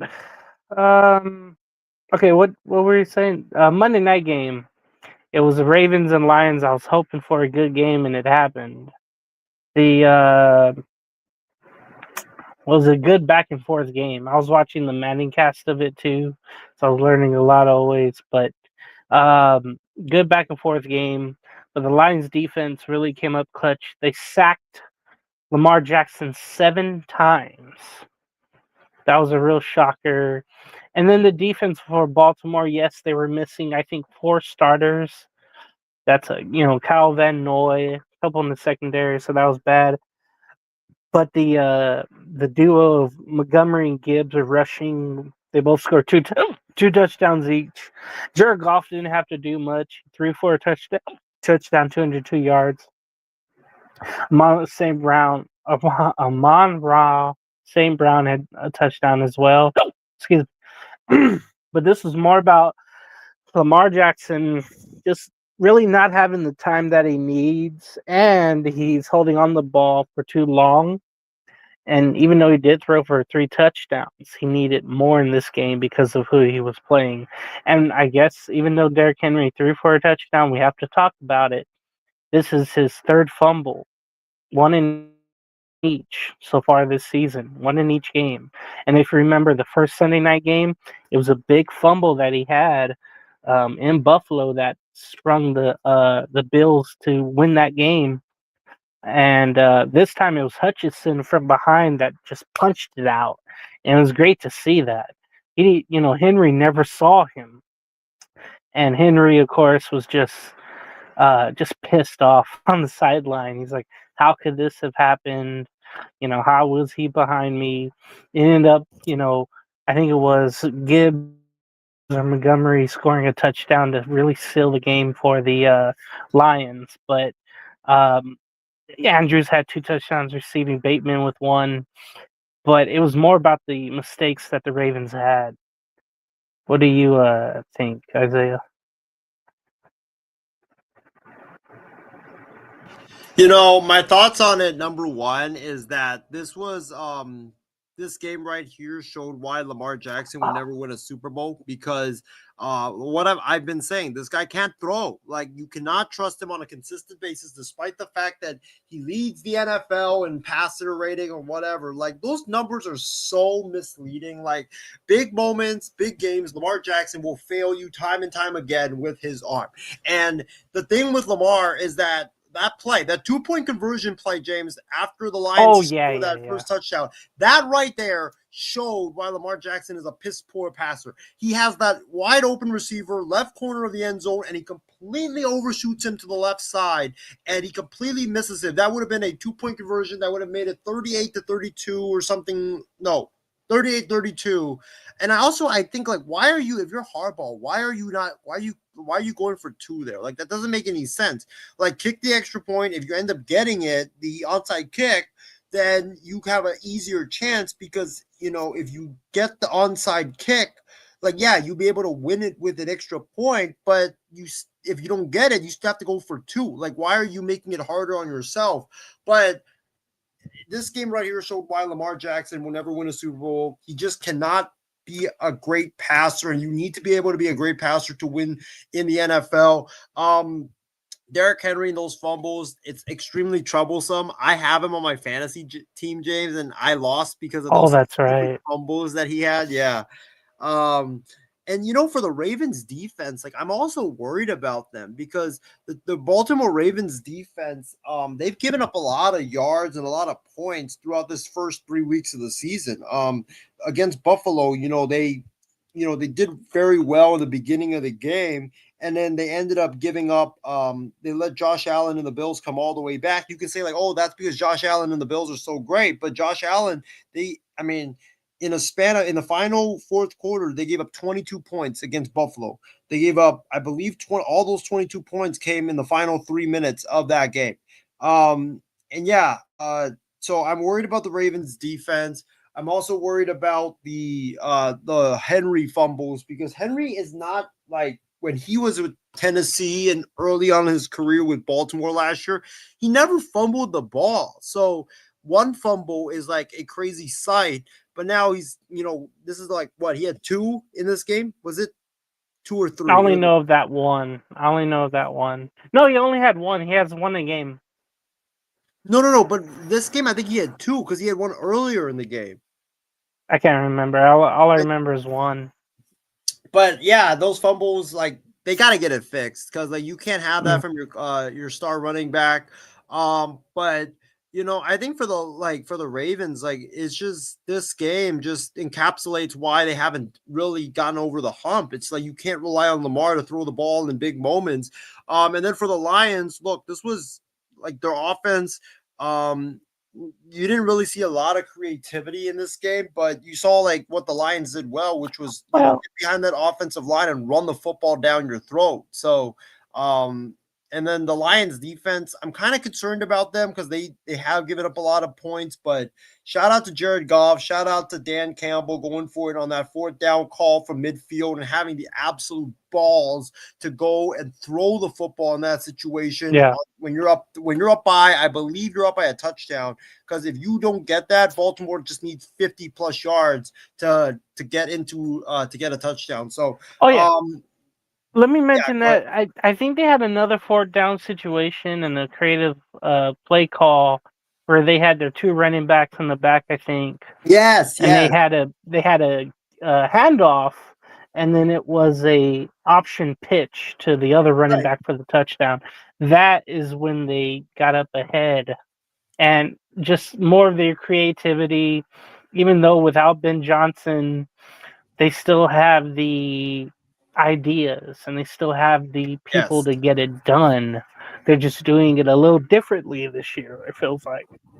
But I like the way that they're doing it this year is like they have David Shaw, the former Stanford coach, on the staff. But the reason why, it's David Shaw and Dan Campbell football, which is physical, power running football, and I think that's what Dan Campbell wants in Detroit. They have a new defensive coordinator who was a recent player as well. I forget the guy's name, but he was getting a lot of praise. Let's move over to college football. Just some top headlines before we get to Mike Gundy's firing. John Mateer broke his hand, the Oklahoma quarterback, and he will be out a month. And just when Oklahoma and people thought that they were on the rise again, this happens. It's awful. Syracuse was fined for faking injuries versus Clemson.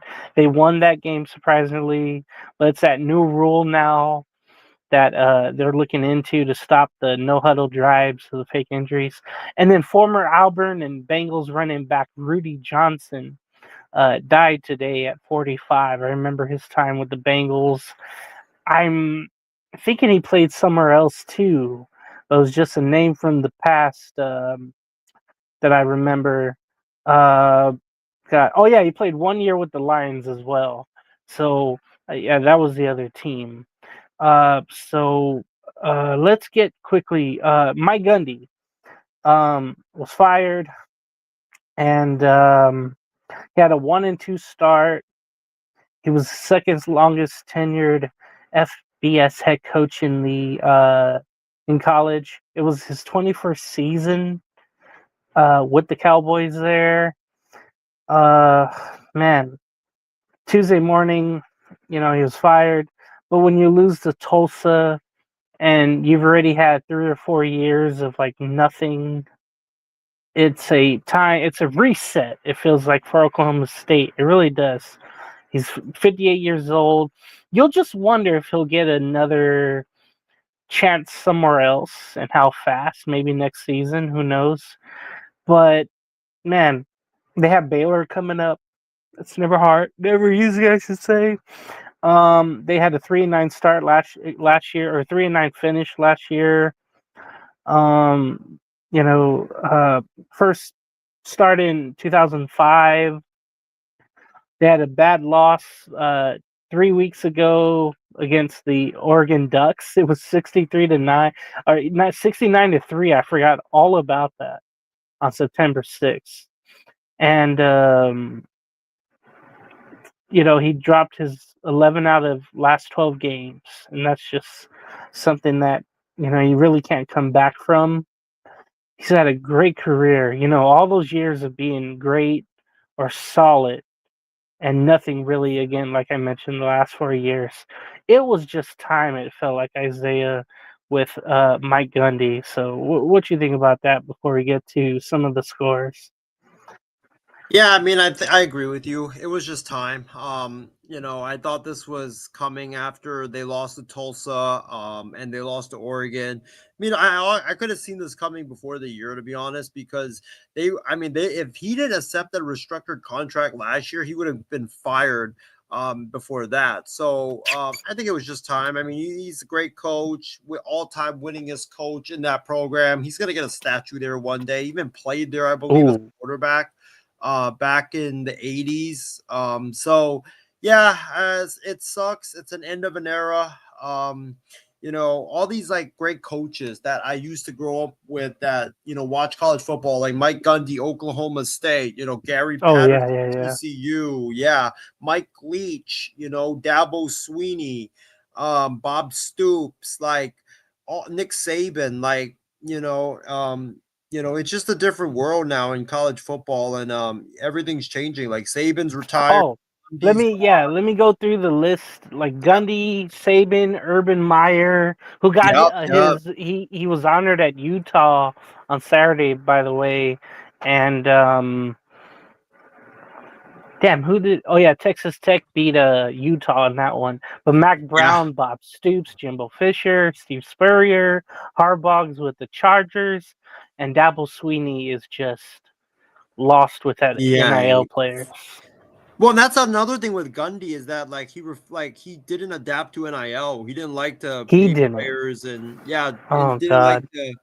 didn't like to get players from the transfer portal too. So that's why, I mean, if you don't adjust to the times, like sadly, like unless you're at a small school coaching, like maybe like a Hawaii or Fresno State or Nevada, where you could you could survive with that. With these big programs, you just cannot. And I sadly, like 21 years, it's just time for a new voice. So it's going to be weird not seeing him with the Cowboys next season, but I think what they need is to bring in, I feel like a new coach that is younger, that is good with like offense, because their offense has been very stale the last 5 years. And that was their calling card all those years ago. Yep. All right, some scores. Well, top 25 from last week before we get into some interesting games next week. And let's do college and the NFL. Number 3, Louisiana beat Southeast Louisiana 56-10. I hate these cupcake games they play in the first weeks. I really do. You want to do a whole recap about that game? No. LSU was going to win that. Miami, the U might be back, or it's too early still. They handle Florida 26-7. And by the way, I was looking at Florida's schedule, and there's a possibility that they may not win another game this year. They beat Long Island, remember, in week 1, I guess. But they lost to South Florida. They lost to LSU last week. They lost to Miami this week. They played Texas. They played Texas A&M, Mississippi State, Georgia, Kentucky, Ole Miss, Tennessee, and Florida State. They have ranked games other from 2 in their remaining schedule. So Lagway really didn't show up, it seemed like, in that game, and Miami just ran it down their throats. I got to see a little bit of the last one. Battle of the Oregon, whatever that is. What is it? I don't even know. Civil War. Well, this was a. It was 41-7. Number 6 Oregon beat Oregon State. The Civil War still? It wasn't this Saturday. True. Florida State, number 7, beat Kent State 66-10. I don't think Kent State has won a game in a while. They went 0, I think, last year. So they haven't won a game since 23, I want to say. Number 8 Texas beat Sam Houston State 55-0. Arch Manning finally had a good game, yay! And then he had to, stare and stand, over an opponent that doesn't matter. Congratulations, you beat a team that Hawaii beat. Come on, man! Like, you got to be kidding me, dude. Like, I had a friend that was celebrating. That's a Texas fan that was celebrating that like hard that they beat Sam Houston State. I'm like, dude, pipe down, dude. You literally beat a team that Hawaii beat, for crying out loud. Okay, 19 Indiana defeated number 9 Illinois, 63-10. Signotti and his Hoosiers. Maybe they didn't play anybody yet, but at least they're still putting up some great points. Oklahoma defeated Auburn. That was 11-22, 24-17. Really good, close game. But again, Mateer is out for a month. Ole Miss took care of Tulane, 45-10. Tennessee, number 15 ranked, beat UAB 56-24. And yeah, Texas Tech and Utah. That was 17-16. Texas Tech, the Red Raiders. 34-10 over the Utes. Georgia Tech continues their run. They're number 18. 45-24, they beat Temple. And then Vanderbilt put up 70 on Georgia State. They were number 20. And then Michigan just squeaks out a win over Nebraska 30-27. That was a good back and forth game. I gotta say that about this game. First of all, Dylan Raiola looked like the future number 1 overall pick. Everybody was talking about him like mimicking Mahomes and stuff like that. Hey, dude, he's got some Mahomes magic inside of him. I mean, did you see that, James? Did you see that Hail Mary that he threw? I don't know. Oh yeah. Game, but name me any quarterback, college or the pros, that can make that throw. Like, that was a 60-yard bomb that he threw. Like, that was from Aaron Rodgers. Aaron Rodgers, Patrick Mahomes can make that throw. Joe Burrow maybe can make that throw. Josh Allen, but you're talking about Herbert can too. Herbert, yeah, man, maybe. But you're talking about the greats that can make that throw. Like, what he did, like, was outstanding. He has a cannon arm. And I think what also I was impressed by was that 3rd and 22 late in the game where you need a touchdown or you need a score.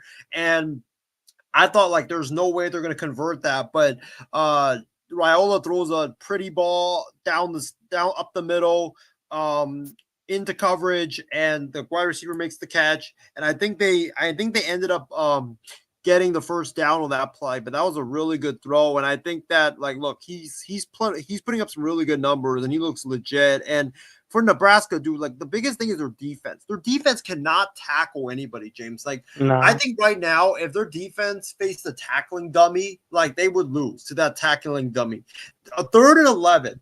When you really need a stop to give the ball back to Dylan Raiola, your start quarterback, and your offense, you give up. Michigan runs a power run up the middle, and somehow, some way, the running back breaks 5 freaking tackles, and he gets the first down. Like, that cannot happen whatsoever. So, Nebraska, I get the hype about them. Their quarterback is legit. I think they're still a little bit away from being a top team. They're not ready yet. They're not ready yet. They got to tackle better. You cannot let that 3rd and 11 happen. Okay, Missouri beat South Carolina 29-20. Notre Dame beat Purdue 56-30, and then USC on the late night beat Michigan State 45-31. That game started at 8 p.m. locally, Pacific time, and it just ended before midnight. There was a player who was carted off for Michigan State. That also led to a delay. But that was a real late night in LA for both teams. Okay, the AP top 5 or top 25. You have Ohio State number 1, Miami number 2, Penn State 3, LSU 4, Georgia 5, Oregon 6, Oklahoma 7, Florida State 8, Texas A&M 9, Texas 10, Indiana 11, Texas Tech 12, Ole Miss 13, Iowa State 14, Tennessee stays at 15, Georgia goes up 2 to 16, Alabama drops 3 to 17, Vandy goes up to 18, Michigan, who shouldn't even be in it, is 19. Missouri moves up 3 spots to 20. USC goes from 25 to 21. Notre Dame 22nd. Illinois, I don't know how they're still in the top 25, but I guess it's because of whom they played. But they dropped 14 spots to 23. And then TCU and BYU joined the top 25 at 24 and 25 respectively. All right, let's get to some hallmark games for week 5 of the college football schedule. I'll just go through some of the James, good ones. I gotta tell the crowd here though, this is gonna be the best week in sports, because if you look at the college football slate, we've got Georgia, Alabama, LSU, Ole Miss, Notre Dame, Arkansas, Ohio State, Washington. That's gonna be a very sneaky game. And then you got the NFL. I believe you have Chiefs Ravens as well. Yeah. That's one of the games. Lamar versus Patrick Mahomes, and then baseball final week of the season. Tigers, are they going to complete the choke? Mets, are they going to choke out of the playoffs? Astros, are they going to choke out of the playoffs? Like, this is going to be the best week in all of sports. So if you have to work, like, call out. I don't care. Get your phone and call out. You got my permission. Which means nothing. And the Ryder Cup, too, for those who like golf. Yeah. All right. True. Number 8, Florida takes on Virginia on Friday. That's kind of weird. Also, TCU takes on Arizona State. That's also on Friday. Saturday, Georgia Tech goes to Wake Forest. They're number 16, remember? Okay. Saturday morning. This is weird again. Waking up at 9 a.m. for me. 21 USC takes on 23 Illinois. I'm just hoping the players adapt and they're able to be as fast as they were. Also, you mentioned 22 Notre Dame against Arkansas. Vandy hosts Utah State. And you mentioned number 1 Ohio State at Washington. That should be interesting, like you mentioned. In Seattle. LSU and Ole Miss. That's 4 versus 13. And let me tell you a story about what's going on between those two universities, at least off the field. I don't know if you heard about this. But this comes on a 30 for 30 about Lane Kiffin. But Lane Kiffin's daughter, Landry Kiffin, and LSU's linebacker, Whit Weeks, hard launched their relationship on Instagram Monday, just before they play each other. I cannot imagine what Lane is going through. Hopefully he's not even thinking about it, but this feels like a sitcom comedy type of, situation going on. Like, how can you be dating the enemy? I have to face him. I have to game plan for him. And the daughter has to as well. And you wonder what she's going to be, who she's going to be supporting. Definitely. But that's a matchup of 4-0 schools right there. Texas Tech at number 9 faces Auburn. Indiana and Iowa. That should be decent. Tennessee, Mississippi State. Iowa State faces Arizona. And then this one I'm going to be watching.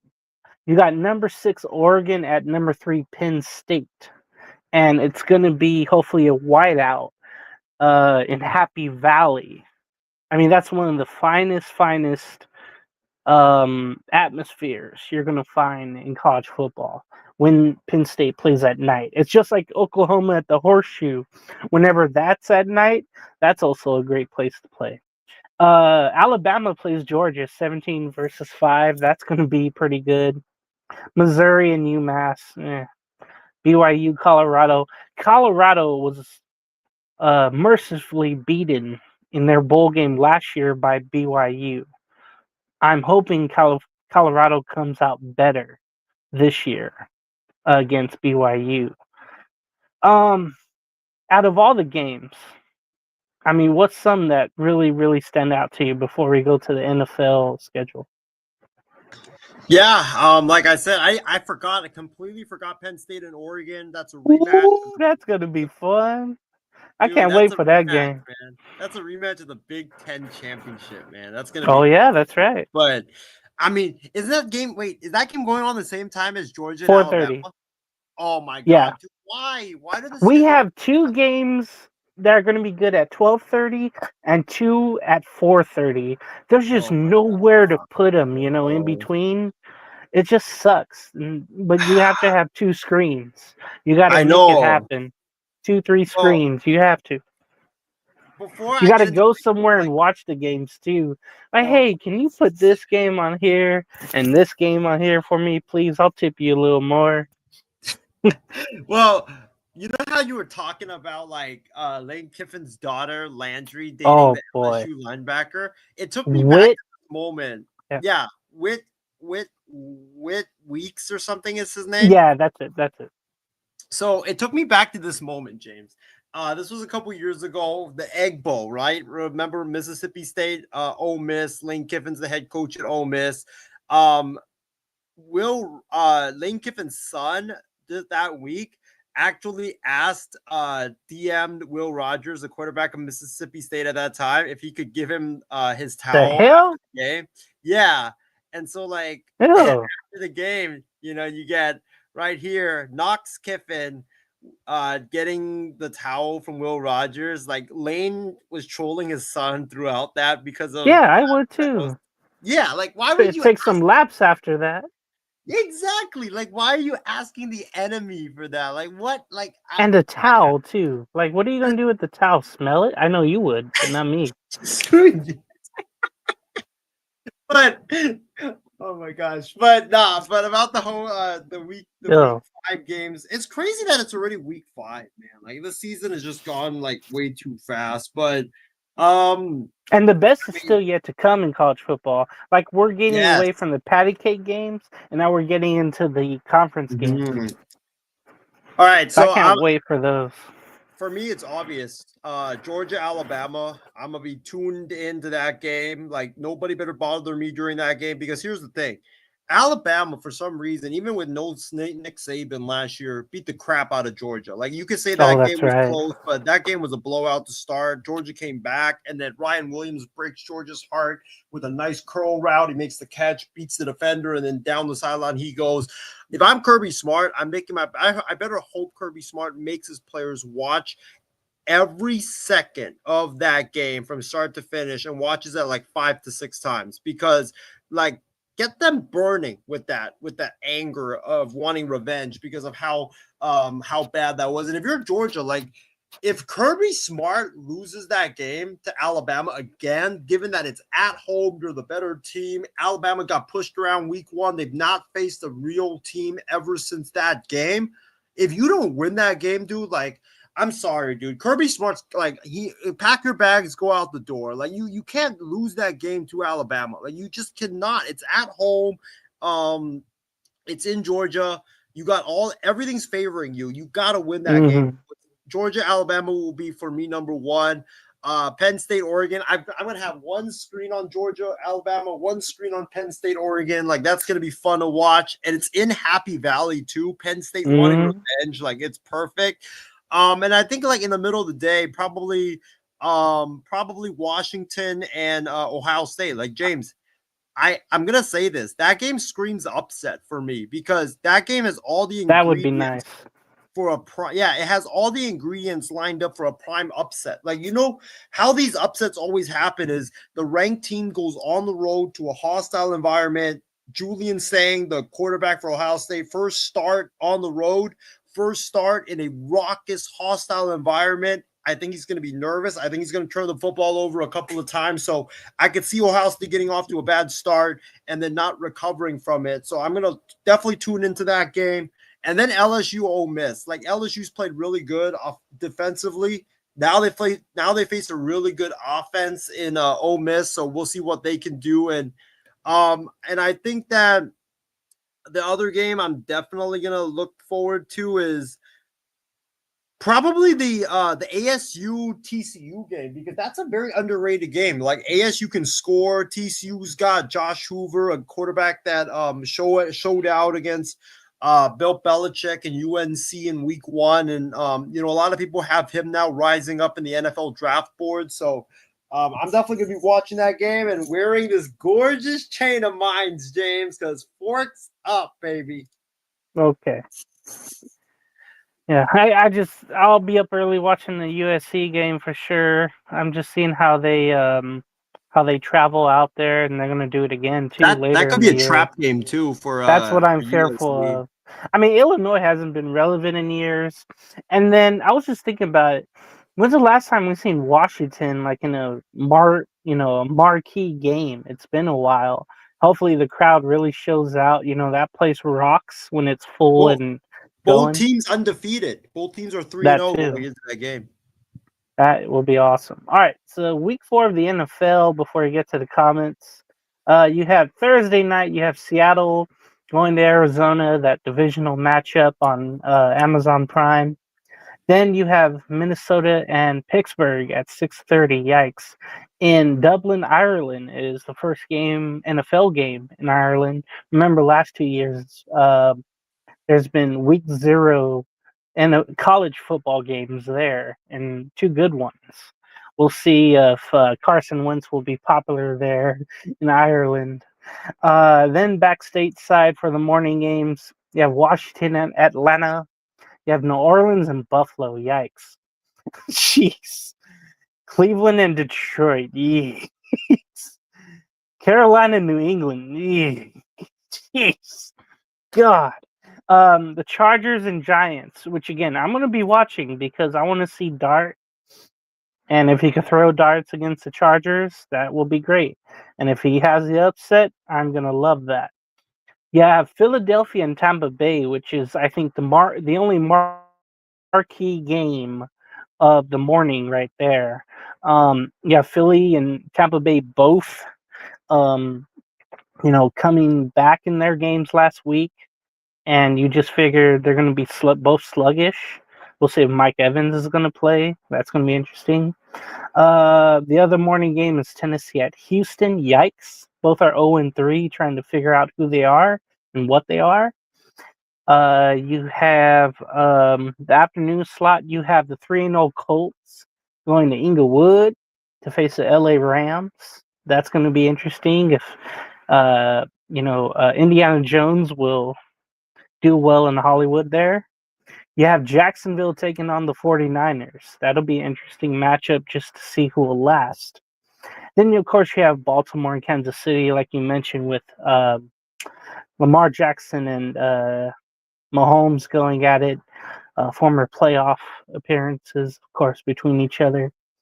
Then you have Chicago and the Raiders. Yikes.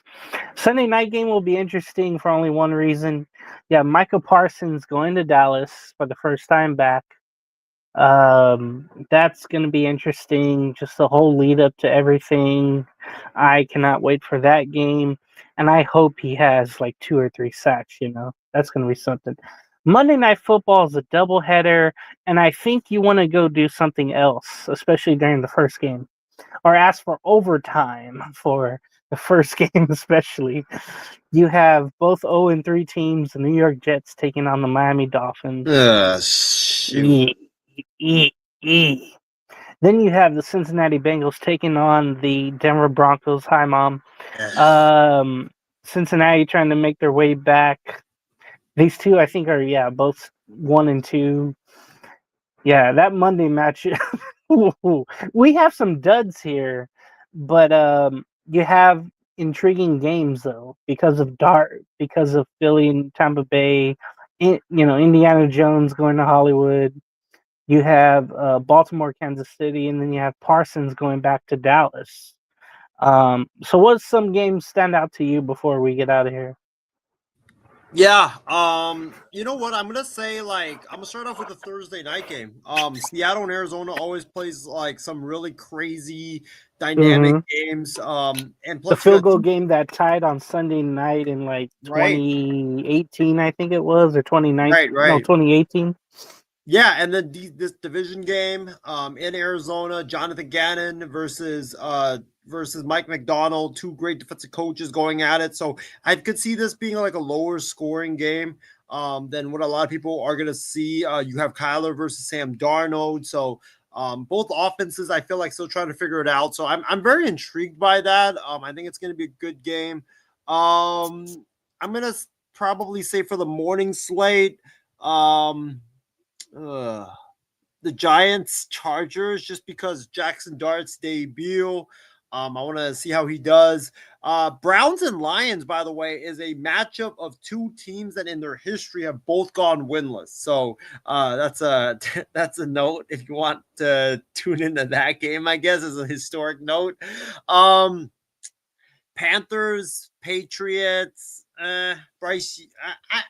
I'm only intrigued by that game because I feel like both teams were kind of like, expected to do a lot better than they have this year. Like Patriots, Panthers, some people, including myself, had them maybe jumping into a playoff spot this season. So, and you have two young quarterbacks going at it, and Bryce Young and Drake May. And then of course, Eagles, Bucks. Look, Eagles are going to be traveling down to humid Florida to take on the Bucks and their high-powered offense. Can the Eagles defense stop the bleeding and stop the Bucks offense? That's going to be fun to watch. And then the PM games. I mean, you got the Niners in Jacksonville. That's going to be a great game. Can't wait for that. Brock Purdy's return. So Brock Purdy versus Trevor Lawrence. That's going to be a fun duo, I feel like. Liam Cohen versus Kyle Shanahan, two great offensive minds going at it. Kansas City versus Baltimore, obviously that's going to be so much fun, man. I'm going to be switching back and forth between those two games. And then, Bears and Raiders, because I feel like this game is going to kind of define who both of these two teams are. Ben Johnson. Crap and more crap. Well, no, remember, Ben Johnson, he was the Raiders' top choice, but then he turned him down, took the Bears job. So, well, thank God he did. I know he's not going through a situation in Chicago himself, but imagine him with all that going on with the Raiders. Yeah. Yes. Still going on. And then Packers and Cowboys. Micah Parsons returned to Dallas, so that's going to be so much fun to watch. And Monday night, you know what? Isn't the MLB playoffs starting at that time, James? I think it is, right? The what? The MLB playoffs. Isn't that the first game of the MLB wildcard round? No, that's Monday? Tuesday. Never mind. Hey, at least Lakers Media Day is that day. I'm gonna tune in that instead of Jets and Dolphins. But I mean, Jets and Dolphins only intrigues me because it's a divisional game, and those games are always fun to watch. So I guess that's the only intriguing part of it. Dude, okay, wait. Let's make it interesting. Yes. If McDaniel and the Fish lose to the Jets, who are 0-3, does McDaniel get fired on Tuesday? I think he does. I think he has to. I mean, the Jets are one of the worst. Bro, the Jets are one of the worst teams in the NFL. Like if they lose, then yeah, I think. Well, I'll double you up. I think Tua gets benched. If you lose to the Jets, damn, if you with that defense, he didn't do that bad though. But just the costly turnovers, man, and you're doubling, and you're always So if it happens against the Jets, though, if he has a bad first half, a historically bad first half, and the Jets are good though defensively. Yes. So I want to put that against Tua though. Hey, but here's the thing though.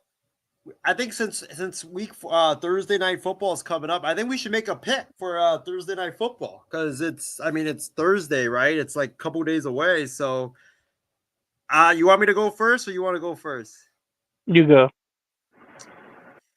Cardinals Seahawks. By the way, I just looked. The cheapest ticket for that Thursday night football game for Cardinals and Seahawks is $35. So $35 regular season game if anybody wants to go. But I'm gonna roll with Arizona. At home, I think their defense is better than Seattle's. I think it's gonna be a lower scoring game. I think it's gonna come down to the wire. But give me Arizona and the more dynamic quarterback in Kyler Murray to win. I'm probably gonna go like 17-14. I'm not going to do scores. I'm just say Seattle because eventually that running game will go. I know Arizona has a good defense, but the running attack they have is just going to be too much. And then that defense can be really good at times. Hopefully it pressures Murray to throw some bad passes. All right. So we don't have any comments, James. I thought I could see in the right corner if there was any, but I can't see anything. No, it's just my screen is so small. We got like a spam comment, and we got a. That's all the time. Yeah, we got a spam comment. All right, can I go? Am I free? Can I just get my? You are. What's I got a shower. Yeah. It's What's hot. Your final thoughts for it's hot. Show? I'm still in my work clothes. I barely ate anything. I'm gonna have a midnight snack and pass out and get up early to go to work. Hey, I want to ask you this though before you go. I want to ask you this because yesterday I did warning. I know. Dabo, is he gonna be gone? No. I know his comments were kind of crazy. You heard, right? Where he's like, "Oh, I'm 55 years old. You know, I could go anywhere else. I can go anywhere I want to. I could coach anywhere. I still got years left. I don't have to be here." Something like that. Did you see the other part of the comment where he said, like, in his rant, where he said that, like, I don't know why the expectations are so damn high here. Ooh. So stupid. And I know, like 2 weeks ago or something like that, he's like, "Hey, we won this league, you know, last year and then years before. You know, we can still do it." But when you lose to Syracuse like that at home, my God, Syracuse. Like, okay, their basketball used to be good, and their football is, but dude, you're supposed to be the top of your league. And you're not. So, no, I don't think Dabo's going anywhere. There's still a chance that they can work it all out, though. You know, they just have to go on a run.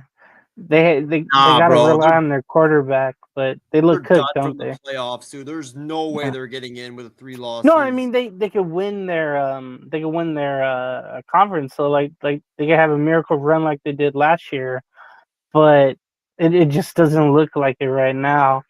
I was watching them because of their quarterback Kuplik, and has he been a disappointment? Do you think?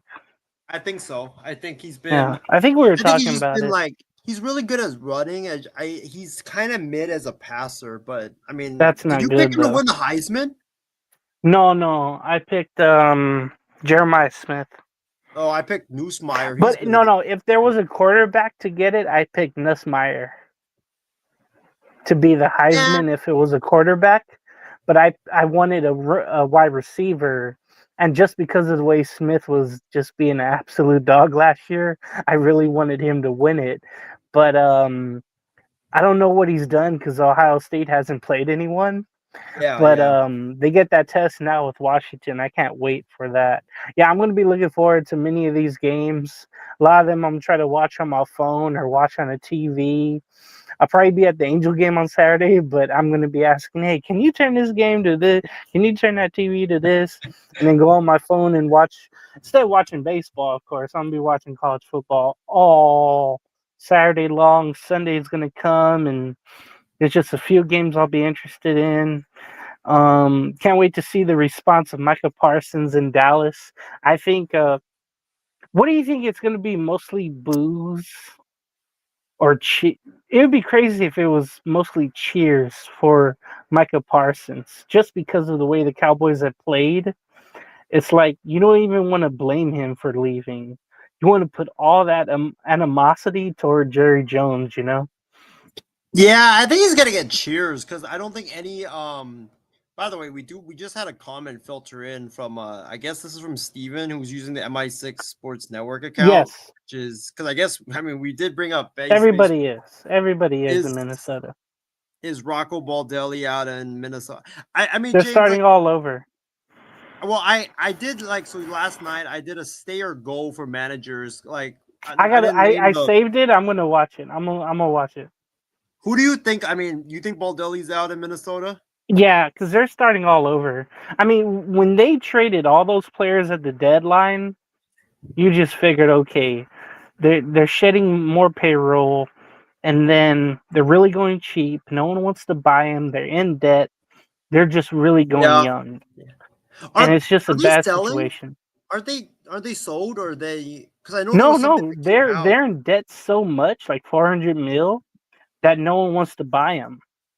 Oh, the family is literally stuck with them. Like, thank you to Brody Brazil for outlining, all the fine details on his YouTube channel. Like, every day he has a great video, and one of those came up like maybe a month ago or so, where he was outlining like they lost their TV contract, they traded all those players, nobody goes to games. Like, the fans love Buxton basically, but that's pretty much it. That's all they have. That's all they have. And it's not even worth going to or supporting. It's really it's almost like I don't even know. They're just done in with the Twins. Everything's done there. Hey, I think he got an extension too, so that's the only problem with why I don't think he's going to be out, because I don't know if they're going to be able to. I don't know if they're going to want to pay him that money. That's to go true. away. But I would. But we've seen it though, and maybe we'll see it with the Mets or the the Tigers maybe. But I'll watch your show. I think I saved down my watch later. All right. I'm gonna get out of here because I got to shower and go to work tomorrow and do all this and all that. I'll watch this back and all the programs here on MI6. All right, guys, it's been a great show. Appreciate everybody for tuning in. Appreciate you, James, for coming on tonight here on Extra Point. It's going to be a great week. We got a lot of great games of college football, a lot of baseball final week. Playoffs start next week. The playoffs matchups get ironed out this week. Managers are going to be getting fired left and right, sadly. Great NFL action coming up as well. But my final thoughts is what a great show we had. Appreciate the Ben for holding down the fort last week while I was in Arizona. Niners, great start. I think that we're going to be able to continue it. There's a big test for us against Trevor Lawrence and the Jaguars. And then, make sure you guys keep tuning into our stuff. I think we're going to try to do a regular, just all sports show sometime this week. I'll keep you guys up to date on that. But everybody, appreciate everybody for tuning in tonight. Thank you for all the comments, all the likes, and the subscribes. We got a good handful tonight as well. But until then, guys, stay safe, stay healthy, and we will see you guys back on here for another episode of Extra Point next Monday, which will recap week 4 of the NFL season. It's crazy that it's already week 4. But we'll recap it next Monday after Monday Night Football. Or maybe Tuesday. We'll see depending on the schedule. But until then, guys, stay safe, stay healthy, and enjoy this great week of sports. Have a good night, everybody.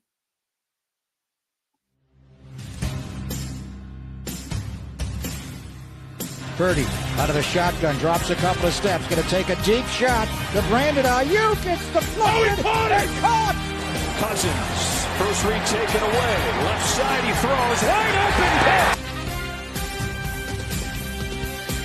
Being able to make a play on that football. That's where Sutter was so good last year. The red zone. Nix evades the save. Nix the fake. Another fake, and he spins into the end zone. They're going to get a free play. Rodgers is The master at it, and a touchdown by Lazard. Jones on the fake, pressure coming, and he's sacked by Parsons. God, corner. Open man Hudson. The throw, caught. Hudson lost the ball. Looked like a touchdown. Instead, it's a turnover. On the pocket. Cuts away from Chenal, who's trying to get after him for a second time, but the ball is thrown to the end zone, and it's caught!